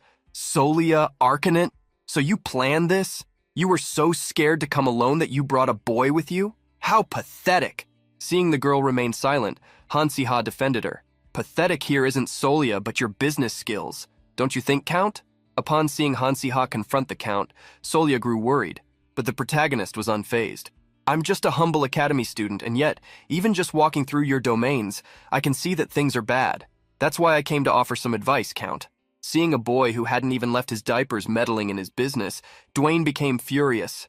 Arrogant just because you're from the academy? For someone who caused a commotion in another's territory, you're quite confident. You must be some brat from a noble family, but here isn't a playground for children like you.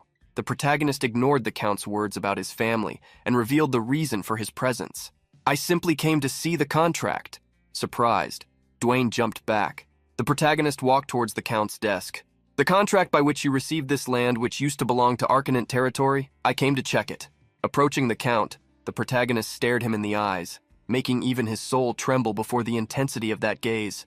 I want to see with my own eyes if the agreement set forth in this contract is legal. As soon as the guard who had received a few slaps saw the boy approach the Count, he stood up with his sword. How dare you? Don't you realize how rude you're being, acting like this as just a student?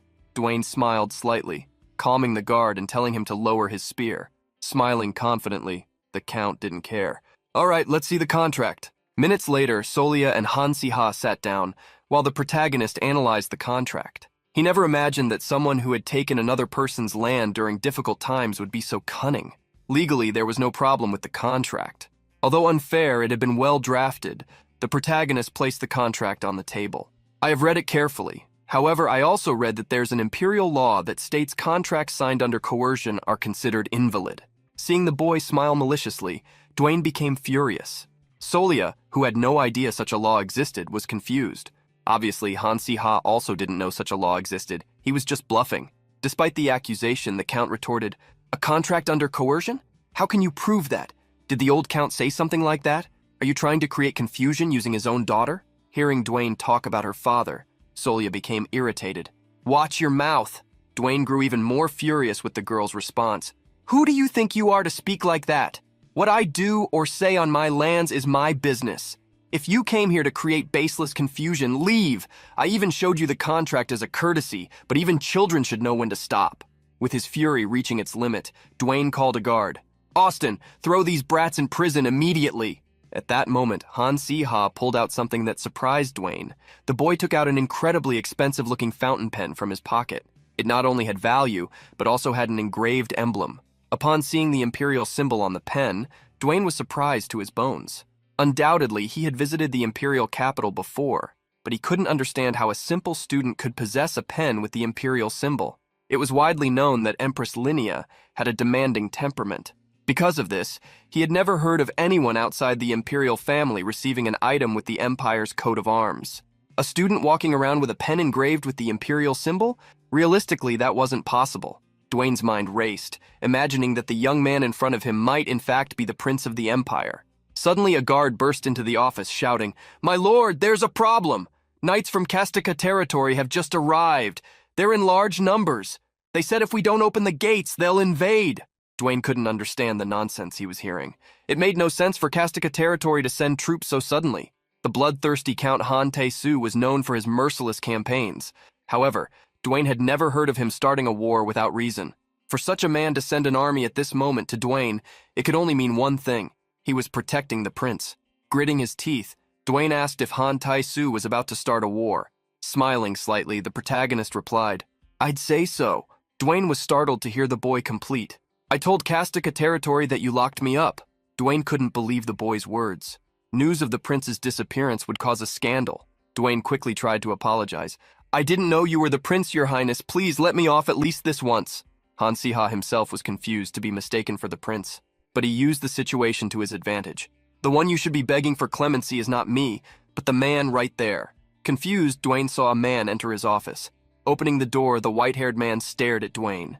"It's been a long time. 7 years, hasn't it, Count Dwayne, since the day you took everything precious to me, including my territory?" Dwayne couldn't help but laugh. How pathetic, old Count. Creating a fuss now won't make the contract disappear. The Count of Arcanant, Solia's father, nodded in agreement. However, his eyes showed tremendous hatred. "So what if there's a contract or not? If I say I'm going to reclaim this land using coercive means, perhaps you should reconsider your position." Count Dwayne was surprised. He remembered using similar words in the past. "If I say I'm going to take this land by coercive means, what will you do about it?" The Count of Arcanant confronted him. "The siege is already complete. You have occupied a position beyond what you should have for 7 years. It's time to resign." Dwayne was furious at what he considered absurd words. "Beyond my position? I was the one who made this land prosperous." But Dwayne's argument was easily dismissed. More than half the people living in the territory had left in the last 7 years. Finances were worse than in wartime, and the markets were in ruins. Seeing himself cornered, Dwayne acted instinctively, grabbing a knife. Without Solia expecting it, she was pulled by the enraged Count, who screamed, "I was the one who made this land prosper. Do you think I'll leave empty-handed?" Intimidating Solia, Dwayne yelled at her father, "Take another step and you'll say goodbye to her." Even Han Si-ha was surprised by Dwayne's attitude. The Count guffawed, thinking he had gotten his revenge. However, the girl in his arms murmured, "Lightning." As soon as she uttered the word, a dazzling flash erupted, blinding Count Dwayne. The Count, who was behind Solia, was hit by a powerful energy which threw him across the room, making him hit a wall. As soon as the Count fell, Han Si-ha scoffed. He really thought that would work? Solia isn't defenseless. She's the third best mage in the magic department. Seeing Solia approach, Dwayne leaned against the wall, incredulous. A girl like you, how did you get so much power? Dwayne, despite being injured, glared at the girl furiously, but she didn't care, and she knelt down to speak directly to him. It's no wonder the Count despised me. I always knelt, resisted, and obeyed in silence. But Han Si-ha showed me that simply persevering is not always the answer. Solia Arcanant confronted Dwayne, ordering, "Give up this land, you are not fit to govern it." The protagonist was satisfied with Solia's words and approached, offering a solution. "Excuse me for interrupting, but I've already drafted a contract to cancel the previous one. Do you mind taking a look, Dwayne?" Han Si-ha presented the contract to the Count. "This is a contract where you return the land and all rights and leave this place. What do you say?" Seeing that Dwayne was about to refuse, the protagonist commented, "Didn't we say that contracts made under coercion are not valid? So what can we do?" "Oh, I know." With a wicked glint in his eye, the protagonist ordered Dwayne, "Hey, smile while you sign." As Dwayne signed, Han Si-ha couldn't help but comment, "Oh my, your smile is beautiful, and your handwriting is great too." Dwayne cried internally, cursing the Arcanants for using the prince as a shield. After seeing Dwayne had signed, Han Si-ha expelled him. "Now leave this territory. We've already prepared a carriage for you." Thus, the Count of Arcanant watched the one who had taken his territory depart. He only came to his senses when the young man called him, "Count Arcanant, congratulations on becoming the rightful owner of this land once again." The Count was surprised by the boy's words and lowered his face, holding back tears. The lands taken from him 7 years ago had now been reclaimed. The old man would never have been able to make a decision like that so easily. Earlier, a transmission orb had appeared in the Count's house, broadcasting the protagonist's voice. Han Si-ha startled him with his words. "I heard about the situation through Solia. Use my disappearance as justification and come reclaim the territory with reinforcements from Castica. Now." The Count was tremendously frightened by Han Si-ha's sudden proposal. Hearing the Count's reaction, Han Si-ha encouraged him. "I don't think it's that sudden. Solia said you've been gathering funds and manpower to reclaim this land. Hasn't the time come? If what was missing was justification and force, then there's no reason to hesitate." Han Si-ha gave the Count the final dose of courage by disparaging the current owner of the territory. "Against a coward, you need to attack him cowardly. Isn't that fair enough?" Remembering the young man's words had convinced him. Count Arcanant sighed. He still shivered, remembering it. But in the end, everything had gone according to Han Si-ha's plans. This kind of decision was not something the Count saw in his own family. Thinking of integrating the young man into his family, the Count called his daughter. "Solia, what is your relationship with Han Si-ha?" Confused, Solia replied something that made her father laugh. "We're just classmates, that's all." It was only for a brief moment, but there was a conversation between Count Arcanant and Han Tae-su, old friends, about marrying their children. However, when the situation of the Arcanant territory worsened, the engagement was naturally broken off. The Count wondered how often a young man would ask his own father to send troops to intervene in another house's affairs. This was not something to be decided lightly. Convincing himself, the Count looked at his daughter. "My daughter is also not someone who can be looked down upon anywhere." Solia grew increasingly confused by her father, who gave her his blessing. Sometime later, the protagonist reviewed everything that had happened in his mind. He had skipped classes to obtain obsidian. He never imagined that in the process he would help the Arcanant family. However, things worked out better than they should have. There was nothing better than gaining an informant. Straightening the papers, the Count of Arcanant confirmed that the formalities regarding the return of the lands would be resolved in due course. Amidst the suddenly arising business, the Count remembered something important. Lowering his head, he thanked Han Si-ha. "Thank you. I fulfilled an old wish of mine." The protagonist smiled, returning the courtesy. "I just thought it was something that needed to be done." Impressed by Han Si-ha's manners, the Count remembered that he had a request. Nothing would be difficult to grant for someone who had returned his territory. "Go ahead and say it. I will guarantee you anything." Before the Count's intense gaze, the protagonist went straight to the point. He revealed that he had heard that an obsidian mine in the territory was filled with a malevolent energy. Upon hearing the boy ask for the obsidian mine's location, the Count reflected deeply, remembering a place with such characteristics. However, concerned, the Count asked, "But as far as I know, obsidian is a dangerous substance. Why do you need it?" Since he couldn't tell the truth, the protagonist made up an excuse. "I'm taking magic crafting classes with Professor Han Si-hyuk, and we need obsidian as a material." The Count, convinced by the answer, sat down. "Well, if it's for class supplies and it's in my territory, I know where it is." Picking up a map, the Count circled an area outside the city. It wasn't the exact location, as he didn't remember precisely since the mine had been closed a long time ago, but it was an approximate location. Han Si-ha could hardly believe things were flowing so smoothly. I thought it would take forever to find, but he pointed out the location for us. This is perfect. Let's get the map and come back tomorrow with the others. Hearing Han Si-ha's idea, Solia nodded to the plan. The next day, the students arrived at the mine in Arcanant territory. With the little dragon in her arms, Yoon Ha-yul waved to Han Si-ha. Basil, upon seeing his master, jumped from the girl's arms. He ran quickly towards the protagonist and leaped into his arms.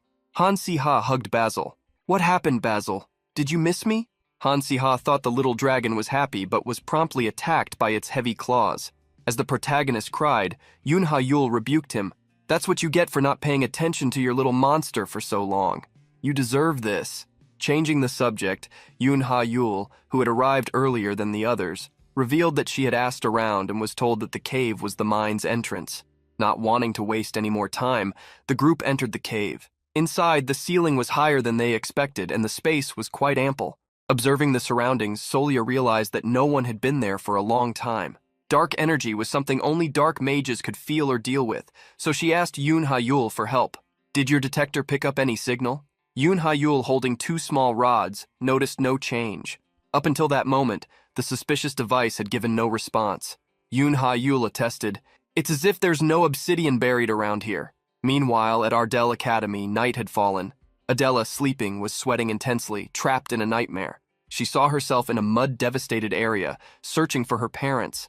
She heard their voices, but despite continuing to look for them, she couldn't see them. It was then that she looked down. Several zombies rose from the earth, grabbing her feet. "We are all here." Startled, Adela woke up, jumping out of bed. Having another nightmare about Catablam, Adela tried to remember how many consecutive days that had been happening. Distraught, she spoke to herself as if asking those from her past, "Are you appearing in my dreams to tell me that I cannot sleep peacefully alone?" Adela had always been running blindly in pursuit of her goal, but now she saw that she had finally found friends, found happiness, discovered what joy was. They told her that her wish had come true, but Adela couldn't help but wonder, why can't I free myself from this guilt? While nightmares unfolded, in the Ardell Academy staff dormitory, a professor wandered the nocturnal corridors. Coughing heavily, Han Si-ha's brother leaned against the walls to keep from falling. He gritted his teeth, trying to contain the pain he felt, something recurrent, present every night recently. Despite not having been attacked or suffering from a chronic illness, he felt a sharp pain in his chest, something he had never felt before. As he walked, the professor's mind blurred. The school corridors turned red, a terribly intense crimson. A red liquid oozed from the walls, making the scene even more terrifying. The professor tried to calm himself, telling himself that this wasn't real, just an illusion. However, more than an illusion, it was a glimpse into the future. With a vacant look, the professor wondered what was about to happen. In a forge, a meeting was taking place. A chest of obsidian had been collected, delivered by Han Si-ha to his colleagues. With his arms crossed, Seymour was confused. But there was no obsidian on the cave walls. So where did these come from? What had happened in the cave was still on Han Si-ha's mind. Even Yoon Ha-yul questioned if something had occurred inside that mine. For Han Si-ha, it was most likely that someone had already cleared all the obsidian, which worried Yoon Ha-yul, who asked what they would do. Han Si-ha asked her not to worry. For the past 7 years, there was a man who desperately tried to get rich in this place, remember? Solia immediately recognized who Han Si-ha was talking about, the person they had expelled from the city. This was how Baron Dwayne, or rather just Lord Dwayne, who had just escaped Arcanant territory, was captured. Persuading Dwayne to reveal the location of the obsidian cellars was easy, as he himself begged to be spared. "I'll tell you everything, so please spare my life, Prince." It was even at that moment that Han Si-ha revealed Dwayne was mistaken about who he really was. "You keep calling me Prince, but I'm not the prince, you know?"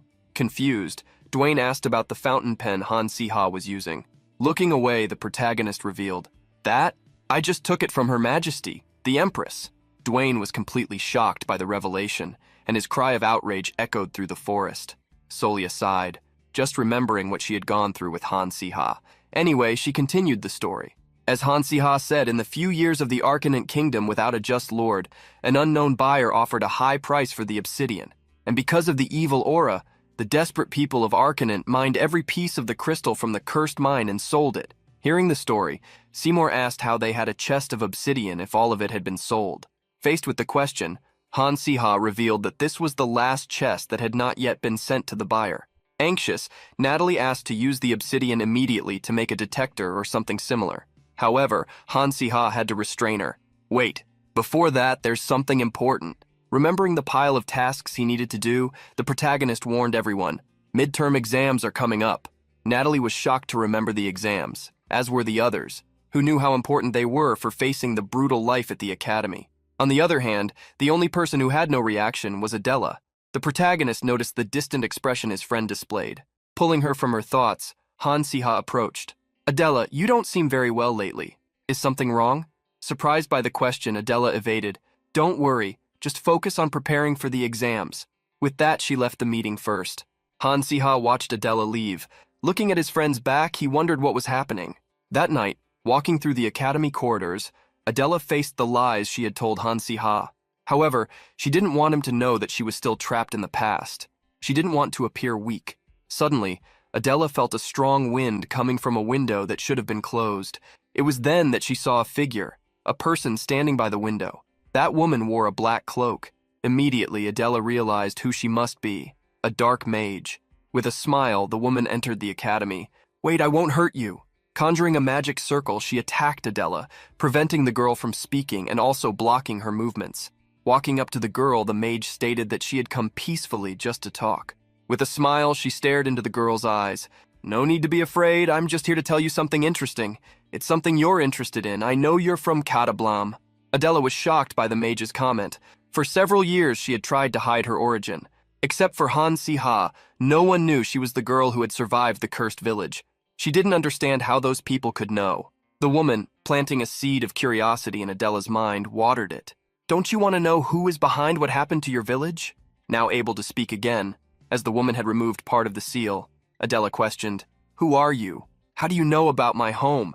Don't tell me you were one of the people who caused that. The woman unknown to Adela smiled, denying. It wasn't me, but if you want to know, I can tell you who it was. Aren't you curious? Adela took the bait the woman placed on her plate. 10 years. I've spent 10 years searching for an invisible enemy to seek revenge. The woman was satisfied to see the anxiety on the girl's face. She sighed, as if she were on Adela's side as a victim. You must be harboring deep anger. A family destroyed, annihilated, wiped off the face of the earth. You should return the same pain to them, even if that's your friend Han Si-ha's family. The true culprit is Kastika. Adela felt her world crumble upon hearing the woman's words. Unwilling to believe, she murmured, What did you say? A few days later, on a carriage ride, Han Si-ha frowned, pondering his problems. He was quite uneasy about how he and Adela had said goodbye a few days ago. During the midterm exams, Han Si-ha had tried to talk to his friend, but it seemed she was trying to avoid him. Before he knew it, exam week ended, and a Kastika carriage appeared to pick him up, preventing him from having a proper conversation with Adela. When Han Si-ha arrived in Kastika, it was already night. The protagonist went to his father's office, having been informed that Han Tae-so was looking for him. Han Si-ha, who had heard that the matter would be serious, received an envelope from his father. Curious, he opened the envelope.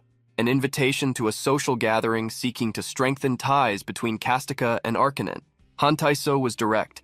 You have a lot to do as Kastika's successor, that's why I called you.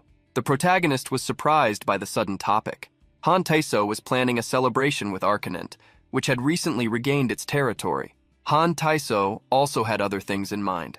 Instead of keeping the girl from Katablam by his son's side, Han Tae-so wanted to open up opportunities to offer him other options. Not many days later at the academy, rumors began to spread. A gossiping girl chatted with her friend. Did you know that the Kastika family, which Han Si-ha belongs to, and the Arcanent family, Solia's family, are having a social gathering together? The gossiping friend nodded. I already knew. My father was invited. By the way, did you hear that those two are apparently getting engaged? Walking a little behind the gossiping girls, Yoon Ha-yul was shocked to hear the last part of the conversation she was eavesdropping on.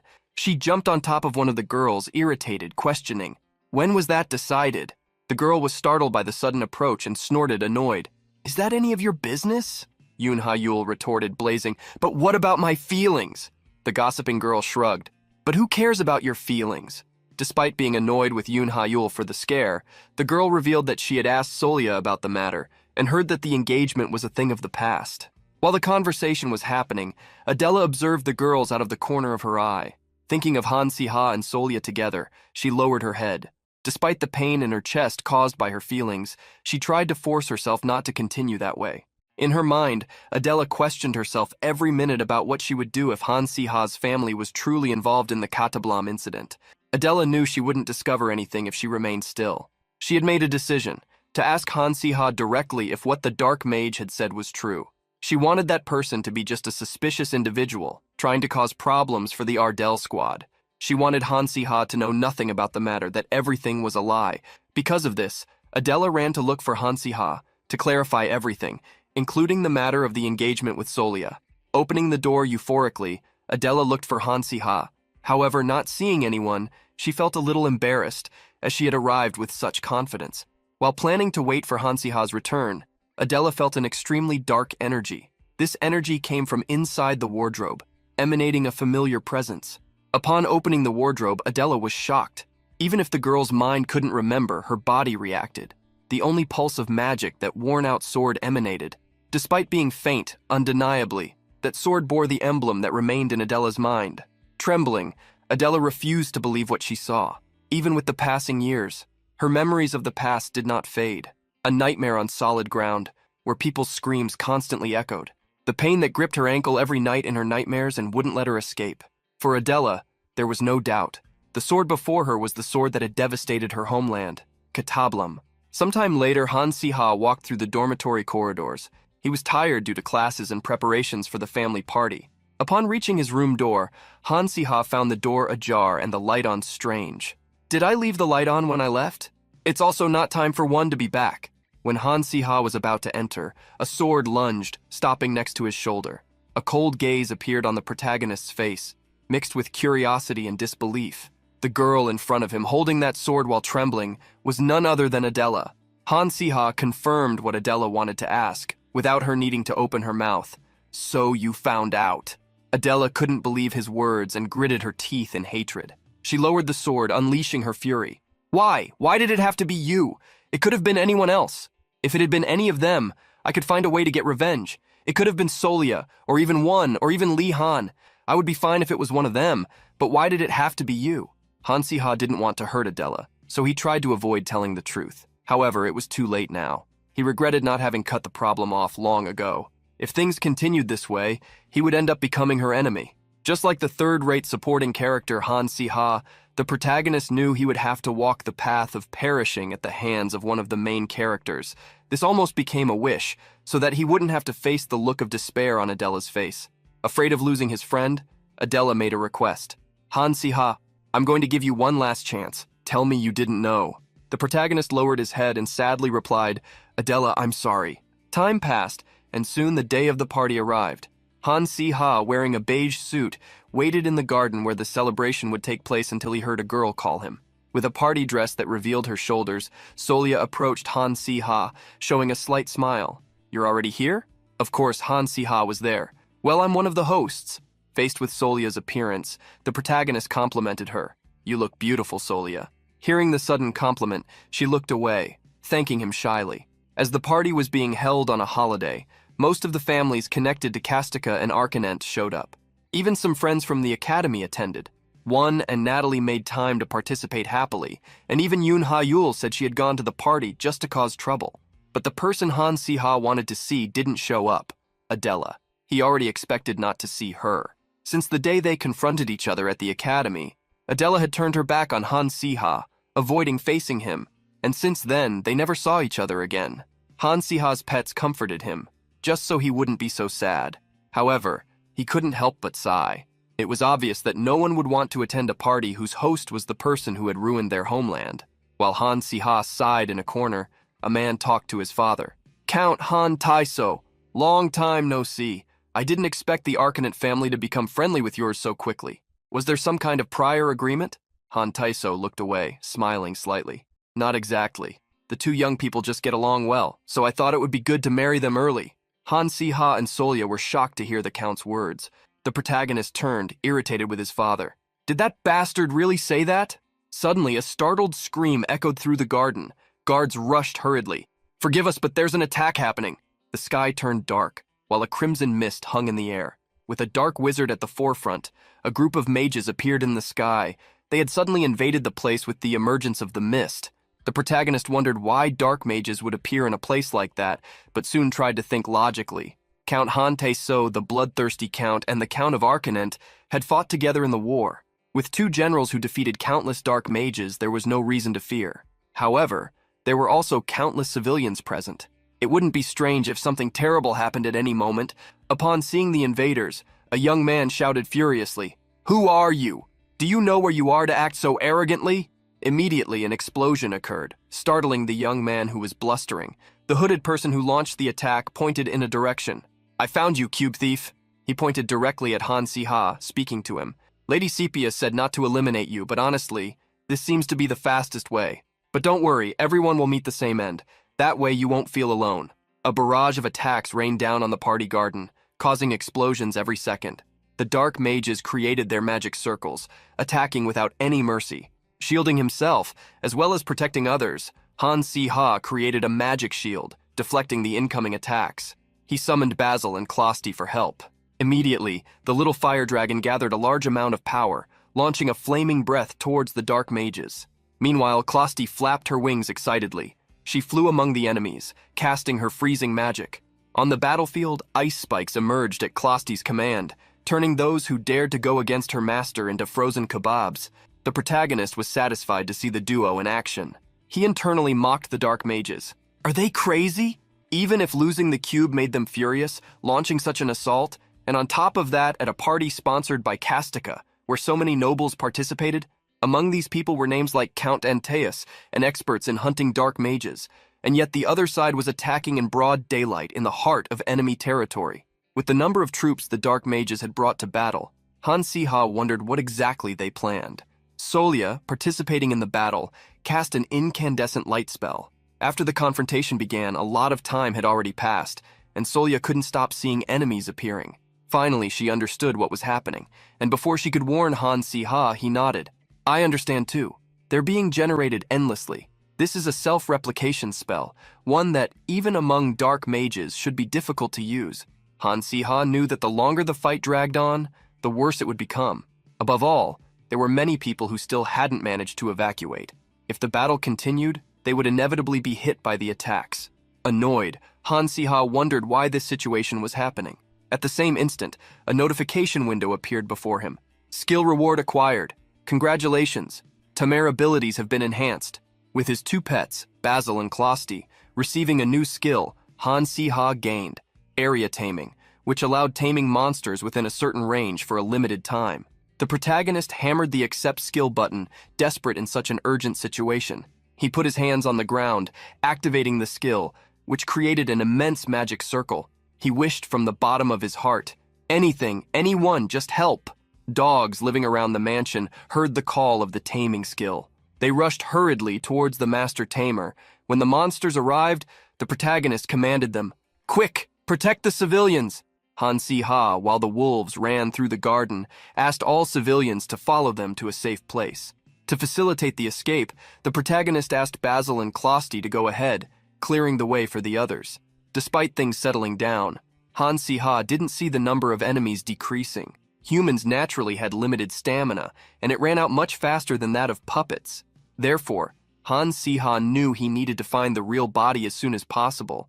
If they were being controlled, the real person must be nearby. Han Si-ha's only option was to make the true culprits reveal themselves. Stepping onto a chair, he stood up and shouted, "Hey, you useless lot, don't hide. How about we have a chat? Are you so pathetically weak that numbers are your only strategy?" The puppets stopped moving. From their midst, a voice commented, "Just as I heard. You're an arrogant brat, don't worry. I don't intend to eliminate everyone present." Upon hearing someone speak, Han Si-ha found his target. That malicious voice continued, "For the future promised to us by Lord Abaddon, some sacrifices are inevitable, just like everything we said before. What we want is to capture you and discover the location of the cube. How about this? Come with me and I'll spare everyone else." Hearing the offer, the protagonist smiled. Although tempting, he refused with a mocking look. "Prison isn't really my thing." Drawing his wand, Han Si-ha prepared a spell. He attacked the source of the voice, but was surprised to find that he had only hit another puppet. Suddenly, all the puppets began to explode, casting fire magic against those in the vicinity. Han Si-ha had nothing to do but try to protect himself as much as possible from the explosion surrounding him. After the explosion ceased, The protagonist sighed heavily. He wouldn't be able to last much longer. Suddenly, Han Tae-so's alert echoed in the protagonist's ears. "Si-ha, join us, you need to hold on." However, despite his father's shouts, Han Si-ha couldn't even think straight due to the wounds he had suffered. Standing motionless in the middle of the party garden, he wondered what he was waiting for, why he believed someone would appear to win that fight. Suddenly, just as Han Si-ha expected, a flash of light appeared in the sky. A short-haired girl appeared in front of him, protecting him by using her magic. Finally, Han Si-ha realized, looking at the girl's back, why he had resisted until that moment. The girl, holding the sword she had taken from Han Si-ha's wardrobe, revealed without looking at him, "Han Si-ha, I've thought a lot about this, a lot. Even while running here to answer an emergency call from the assault squad. But listen, Han Si-ha, you've saved me more than once. You've shown me a reason to live. You've proven that there are still more beauties than reasons for revenge in this world, and that's why it's my turn to help you. So relax, Han Si-ha." The moment Adela held that sword, she felt the blade respond to her desperate heart. In that instant, what she sought more than anything was to find the original among those countless clones. Advancing with the sword in hand, Adela followed the bright light guiding her along the path where she should swing the blade, cutting down everything that blocked her way. After pressing forward, Adela found a different clone. In fact, the true mage. Upon finding him, she lunged toward him, prepared to attack with the sword of light. However, the mage smiled maliciously as he saw her approach. A cube in his hand released a blinding glow. Adela put her hand in front of her face, trying to block the light. "What is this?" A sudden surge of immense magic. The mage praised Adela for finding him, but scoffed. "Did you really think I would come here without a plan?" She was shocked to see the mage wielding a cube. With the powerful item in hand, he explained its function. "This is the cube of emotion, a device that amplifies your latent emotions. Now that weak sense of justice of yours, let's see how long you can sustain it." Releasing the cube, the mage let the item pour out all its powerful energy. The energy enveloped Adela in an instant.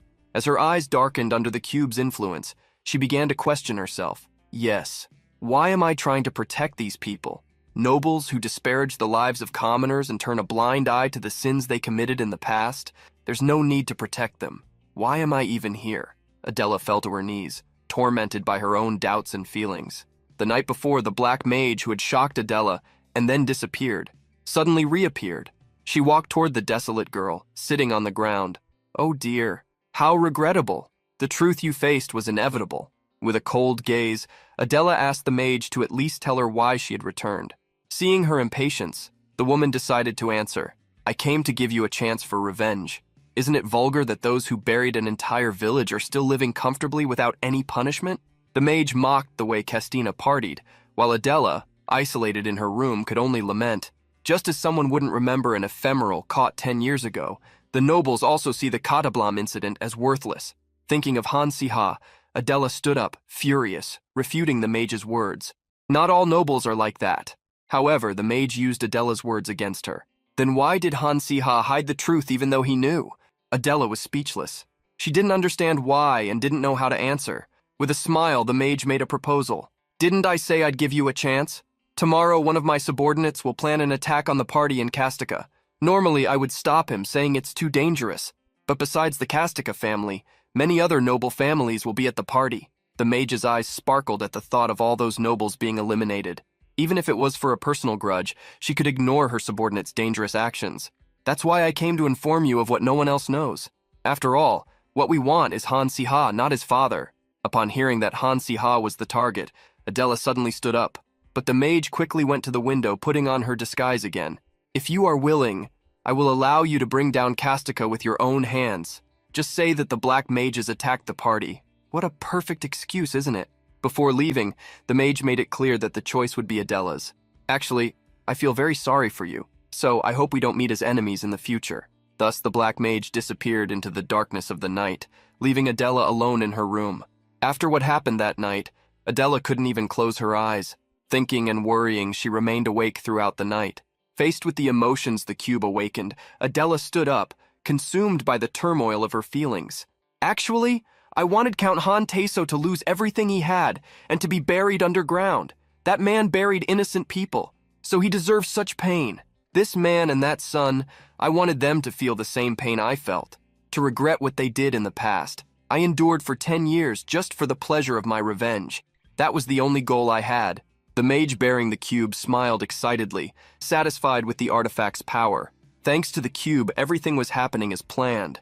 Relief showed on his face for secretly bringing it just in case. With everything ready to finish off Castica, the mage ordered Adela to swing her sword and unleash all the hatred she carried. However, instead of obeying, Adela refused.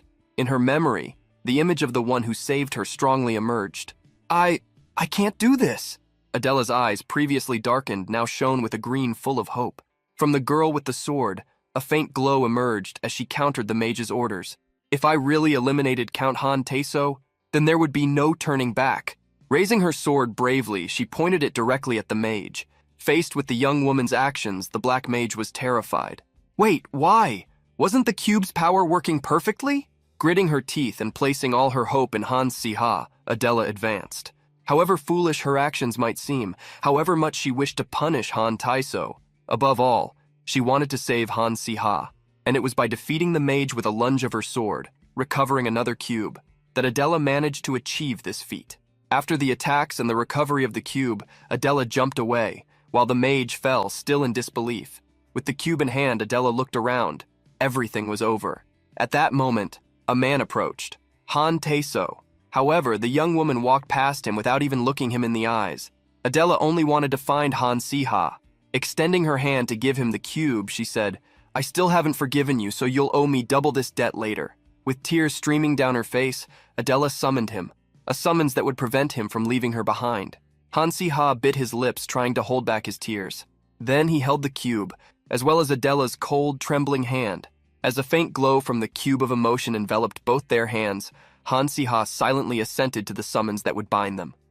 3 days passed quickly. Inside the academy, in Han Si-hyuk's office, Han Si-ha's father met with a young woman to tell her, considering the academy is still in the middle of exams, and you are both students, I heard that the academy's infirmary took care of both of you with great dedication after that battle. Thank the school nurse later. With a cold look, Adela warned, you should thank me for not finishing you off back then. But Han Taiso returned the same words. You are the one who should thank me. He asked the girl to calm down and pay close attention to what he was about to say. Originally, I wanted to eliminate you, Adela. More than a decade ago, I was ordered by the emperor to bury Katablam, but when I went there, I found a seer who gave me a prophecy. He said that a survivor of Katablam would one day take the life of my son, Sun Si-ha. With a sharp gaze, his words continued. You might think this is just an excuse, and you are not wrong, but before a greater tragedy could happen, I wanted to eliminate the root of the problem with my own hands. There were only 2 survivors in Katablam. Adela sweated coldly. Worried, she asked if there wasn't a possibility that the prophecy was wrong. However, the seer was no ordinary person. Born with divine powers, being chosen by the stars, he heard a voice and guided fate. His prophecies rarely failed. That was why Han Si-ha's father pleaded, Adela, please, don't betray my son. After the conversation, Adela returned to her room. It was already getting dark at that moment. She never imagined that such a prophecy could exist. However, she remembered something. She heard from Han Si-ha's father that there were 2 survivors. This made her wonder who the second survivor could be. The second, unbeknownst to her, was sleeping, and while he snored, something seemed to be running densely through his veins. Inside Han Si-hyuk's dreams, he was running across a desolate land while desperate voices emerged. Run away! You need to run away and survive. Don't come back. Go somewhere. While running in the dream, he dared to turn around, only to see blood and tears of the people who begged that he at least stay alive. Han Si-hyuk ran until he reached a mansion. There he faced a man with his back to him. From that man he heard, everything I gave you is enough. Leave this family and never appear again. During the escape, countless voices complained inside Han Si-hyuk's head. Avenge me, please, avenge me too. It hurts. Avenge me. Seek revenge. I want to live. This is so unfair. Despair arose inside Han Si-hyuk's mind, and he woke up with one thought in mind. Why am I the only one to survive? Son-hyuk gripped the blankets, pleading, please, please stop. Han Si-hyuk had escaped from the nightmare where the villagers blamed him, from his father's cold jealousy, and in the end, he ended up there, as a teacher. As he wondered why the nightmare still pursued him, Han Si-hyuk felt his chest tighten. A terrible sensation attacked him. It was as if every ounce of magic power in his body was being squeezed out. Han Si-hyuk reached out his hand, and a sphere of dark power emerged. Han Si-hyuk was sure he was right. Since the hallucinations and voices began, he could feel a dark and potent force developing deeply. He didn't know why this started happening, but he knew that if anyone saw the dark energy in him, they would take him straight to the Imperial Palace. Even at that moment, the power surging inside his body became stronger, amplifying itself. Surrounded by the energy that took his breath away and made his chest hurt, Han Si-hyuk no longer wanted to be there. Before he was discovered, he needed to leave the academy grounds. However, the energy extracted every drop of his strength. His walk became slower, and before he knew it, he fell to the ground, exhausted. Han Si-hyuk felt that he was already beyond the point where he could recover. He begged for someone to appear, as he couldn't get out of that situation alone. The next day, Han Si-ha met with Wan, who quickly called him over to share some gossip. Last night, a dark mage infiltrated the investigation chamber. Han Si-ha couldn't believe it, but Wan revealed that they had found traces of black magic, clearly necromancy. Hearing Wan's words, Han Si-ha wondered if Han Si-hyuk would be okay. The two ended up going to the area where the incident happened and found several fallen walls. At the same time, magic was creating a strengthening structure so that the area of the building wouldn't collapse. It didn't take more than a few seconds for Han Si-hyuk to suddenly emerge from that room. Han Se-ha and Wan were not alone. Other students worriedly asked if the professor was okay. Han Si-hyuk gave an obvious excuse and stated that there had been an invasion last night. Seeing how exhausted his brother looked, Han Si-ha wondered if the opponent was strong. Since everyone wanted to know what they shouldn't, Han Si-hyuk asked them to leave the work to the teachers. It might be dangerous, so return to your dormitories and stay there. Everyone shared the thought that the professor looked tired. Han Si-hyuk saw some very worried students. If even the professors are having problems, doesn't that mean the school is no longer safe? The matter had reached a meeting with all the professors. Han Si-hyuk was present. Haigor, the professor of magical energy generation science, wanted to treat the matter seriously. A dark mage infiltrated the first floor of the academy. We must conduct a strict investigation to discover the truth. The director remembered how many were already shocked when they discovered that Professor Grunui was a dark mage. Now, the entire institution was on high alert. It was natural that they were tense. The director went straight to the point, commenting that he had heard that Professor Han had already started the investigation. He is a talented seer and powerful mage, known in the magic department for concluding any investigation within a month. If anyone can solve this, it's him. Another professor came to interrupt, but asked confusedly, "Doesn't something seem strange? The breach occurred right in front of the laboratory. Why did Professor Han come out unscathed?" The two professors next to Han Si-hyuk proceeded to praise him. Knowing his abilities, he must have used excellent defensive magic. Professor Grint knew how the other professors admired Han Si-hyuk, but he didn't expect it to be to such a great extent. What the professors were saying made sense, however, at the scene of the supposed battle. Despite having sensed two auras, Professor Han's aura was extremely powerful. It was neither defensive magic nor light magic. This made him wonder, what is Professor Han Si-hyuk hiding? When the meeting ended, it was already late afternoon. Han Si-hyuk left the meeting room with an extremely tired look. It was then that upon arriving in his room, he found another person. Seeing his father sitting on the sofa, Han Si-hyuk hastily asked the reason for his presence. Han Tae-so believed the young man already knew and warned once more, "Han Si-hyuk, leave the empire at once." The Han family leader asked Han Si-hyuk if he knew why he had come to the academy. Han Si-hyuk could only try to investigate. "Did something displease you?" Han Tae-so shook his head negatively and stated, "Resign from your position as an academy professor. That is why I came here." Han Si-hyuk was surprised. In the past, when he first became part of Kastika, he once clung to the hope of winning the love of his newly found father. But he discovered that gaining Han Tae-so's approval was impossible. He had been sent away, showing that his past life had been nothing more than a journey of running away from Han Tae-so. The young professor trembled as he spoke. "I earned the recognition of the Minister of Magic without the family's power, and I planned to live quietly in this academy as my father wished. But now, you are taking away everything I have left." Han Tae-so interrupted Han Si-hyuk, looking at him with a sharp gaze. He stood up, asserting, "The reason you need to resign is not because of me or because of the family, but because of your own actions." A severe look was shown by Han Tae-so. He revealed that he knew everything. The dark mage who attacked the academy was your doing. Han Si-hyuk was shocked to hear his father's words. Han Tae-so was there to warn him. "Professor Grint suspects you. He is sharp and highly skilled. You can try to hide it now, but one false move, and he will discover the truth." Thanks to luck, Han Tae-so believed he had discovered the truth before the professor. Han Si-hyuk was still surprised, until he lowered his head, fearfully asking what his father would do with him. Han Taiso was silent for a while before revealing, "A new imperial decree has been issued. If a dark mage is discovered in the family, 3 generations will be executed. To protect my family, I will trust you one last time. This will be the last time I see you." Faced with Han Taiso's ultimatum, the young professor displayed an incredulous look. Like an unbelievable maniac, he began to laugh upon discovering how it would end. He couldn't even explain why that power resided within him, leaving only frustration and resentment. Han Taiso held Han Si-hyuk by the shoulders and ordered, "Si-hyuk, leave the empire." Han Si-hyuk, looking at his father's hands, didn't know how to respond. Han Taiso's words were sharp and reminded him of the past. "I raised you for over 10 years. That is not a short time for me either. I never saw you as a son, although you might have seen yourself that way. I was not a good father, but I don't want to be the one who kills his own people." Walking past Han Si-hyuk and heading towards the door, Han Taiso ordered the young man to leave. "Today is the only time we see each other." The next day, the academy became chaos with the news that was spreading. Everyone commented on how Professor Han Si-hyuk had disappeared. Everything was very confusing. The professor was teaching normally until the previous day. Those who had class with Han Si-hyuk wondered what would happen. Hearing the news, Adela hastily asked Han Si-ha what was going on, but he claimed to know nothing. The young woman was shocked and asked if they even knew when the professor would return, but Han Si-ha couldn't even say that. Han Si-ha gave a single answer. "It seems to be a long-term thing." Seeing how Han Si-hyuk had fled, Han Si-ha was not surprised. Dark mages couldn't easily infiltrate the academy, not only because of security, but because a single dark mage attacking normal mages would just be handing themselves over to the wolves' den. Everything seemed very confusing to Han Si-ha about the matter, even more so when the attack happened only in the investigation room where Han Si-hyuk was, which made things suspicious. He couldn't help but wonder, why attack the Empire's most important prophet instead of dormitories or classrooms? Unless you're crazy, it doesn't make sense, right? Han Si-ha reached 2 conclusions. First, Han Si-hyuk could use black magic. Second, he lost control, causing the incident, and was therefore hiding. The defeated expression that Han Si-ha saw on his brother's face the day before was not from exhaustion, but from the guilt of using forbidden powers. All this made Han Si-ha wish that wherever his brother was, he would be safe. Time passed, and soon the holidays arrived after the end of the exams. The imperial decree to execute 3 generations linked to a dark mage spread throughout the empire, quickly terrifying many people. Talking with Wan, he joked, "Isn't this just being a dictator?" But in the end, he was right. The emperor was truly a dictator. Hearing Han Si-ha's words, Wan was happy that no one else had heard. The young man had said something crazy that could have cost him his life. The holidays passed quickly, and soon the first day of school arrived. Han Si-ha was lying in a large bed with red sheets next to a fireplace. He woke up with the sunlight and stretched as he got up. He slept soundly without waking up early for the first time in a long time. Waking up in the dormitory bed for the first time, feeling rested, was inevitable. Han Si-ha looked for the clock, and upon seeing the time, he was startled. It was already past 8 in the morning. Being late, he shouted, startling one who got up hastily. "Why are you shouting?" As soon as Han Si-ha warned his roommate that they were late, the two jumped out of bed. The two didn't even get dressed properly, as they had to run to the classroom. By some stroke of luck, they managed to arrive before class had begun. As they approached the room, Han Si-ha was confused, as he saw many people crowding the hallway. As he wondered why everyone was there, Han Si-ha approached a bulletin board where there was a large piece of paper. Everyone looked at him when he saw what was written there. Professor Han Si-hyuk is the illegitimate son of the Caster family. He is a dark mage. While Han Si-ha was still surprised looking at the news board, many people around started gossiping about the subject. Seeing how everyone started gathering around him, Han Si-ha irritably stated, "Listen carefully." He proceeded to read the text. "Professor Han is an illegitimate son, that is true." He then moved on to the second line. "He is a dark mage. To know if that is true, we need to confirm it with him directly. Who here wants to go find Professor Han and ask him?" Han Si-ha approached one of the students who was gossiping and directly questioned him if he wanted to go talk to the professor. Obviously, the student refused. Han Si-ha's voice became increasingly forceful. "I have Professor Han's address, so I can ask him the answer. Curious? Otherwise, class is about to start, so get out of my way." The young man ran away quickly, afraid of Han Si-ha. The protagonist crossed his arms, wondering who had written that. Throughout the day, Han Si-ha was forced to hear whispers behind him. Even when he went to train, people continued to whisper, driving him crazy. Since Han Si-ha would at least have a part-time job in Professor Ernest's laboratory during that semester, he would have some time to rest. While Han Si-ha was resting, he heard someone call him. A young woman with short, wavy orange hair approached, asking if he was okay. Upon seeing Senior Betty, Han Si-ha immediately investigated. "Aren't you going to ask what's going on?" Senior Betty smiled when she heard the question and reassured him, "I'm not interested in gossip. It makes no sense to spread things about people we don't know." Betty was the one who would work part-time with Han-si-ha. He was relieved to see that she wasn't like the others. But seeing Han-si-ha thinking about the time, Betty quickly woke him up. "Focus on the research! The professor wants us to prepare the documents today." Suddenly changing the subject, Betty looked away. "Han-si-ha, can I ask you a favor?" Upon hearing that Betty wanted a favor, Han-si-ha asked what she wanted. Betty had pretended not to care about the Sai-hyuk incident, but it was obvious that she did. However, Betty brought up a topic that Han-si-ha did not expect. "In your class, there's a girl named Natalie, right? Could you introduce me to her?" Han-si-ha was so confused that he raised his eyebrows, wondering if he had heard correctly. He tried to investigate why Betty wanted this. The young woman explained that it wasn't anything special, just something related to her graduation thesis on artifacts. Betty excitedly recalled how Natalie's family was famous for artifact creation. "I was wondering if I could get some help with my research." With the look of a kitten, Betty begged Han-si-ha to help her. The protagonist had no reason to refuse, as Natalie would also be happy to help. Everything Betty asked for made sense. She was already in her final year, so she must have been preparing for her final thesis. Betty revealed to Han-si-ha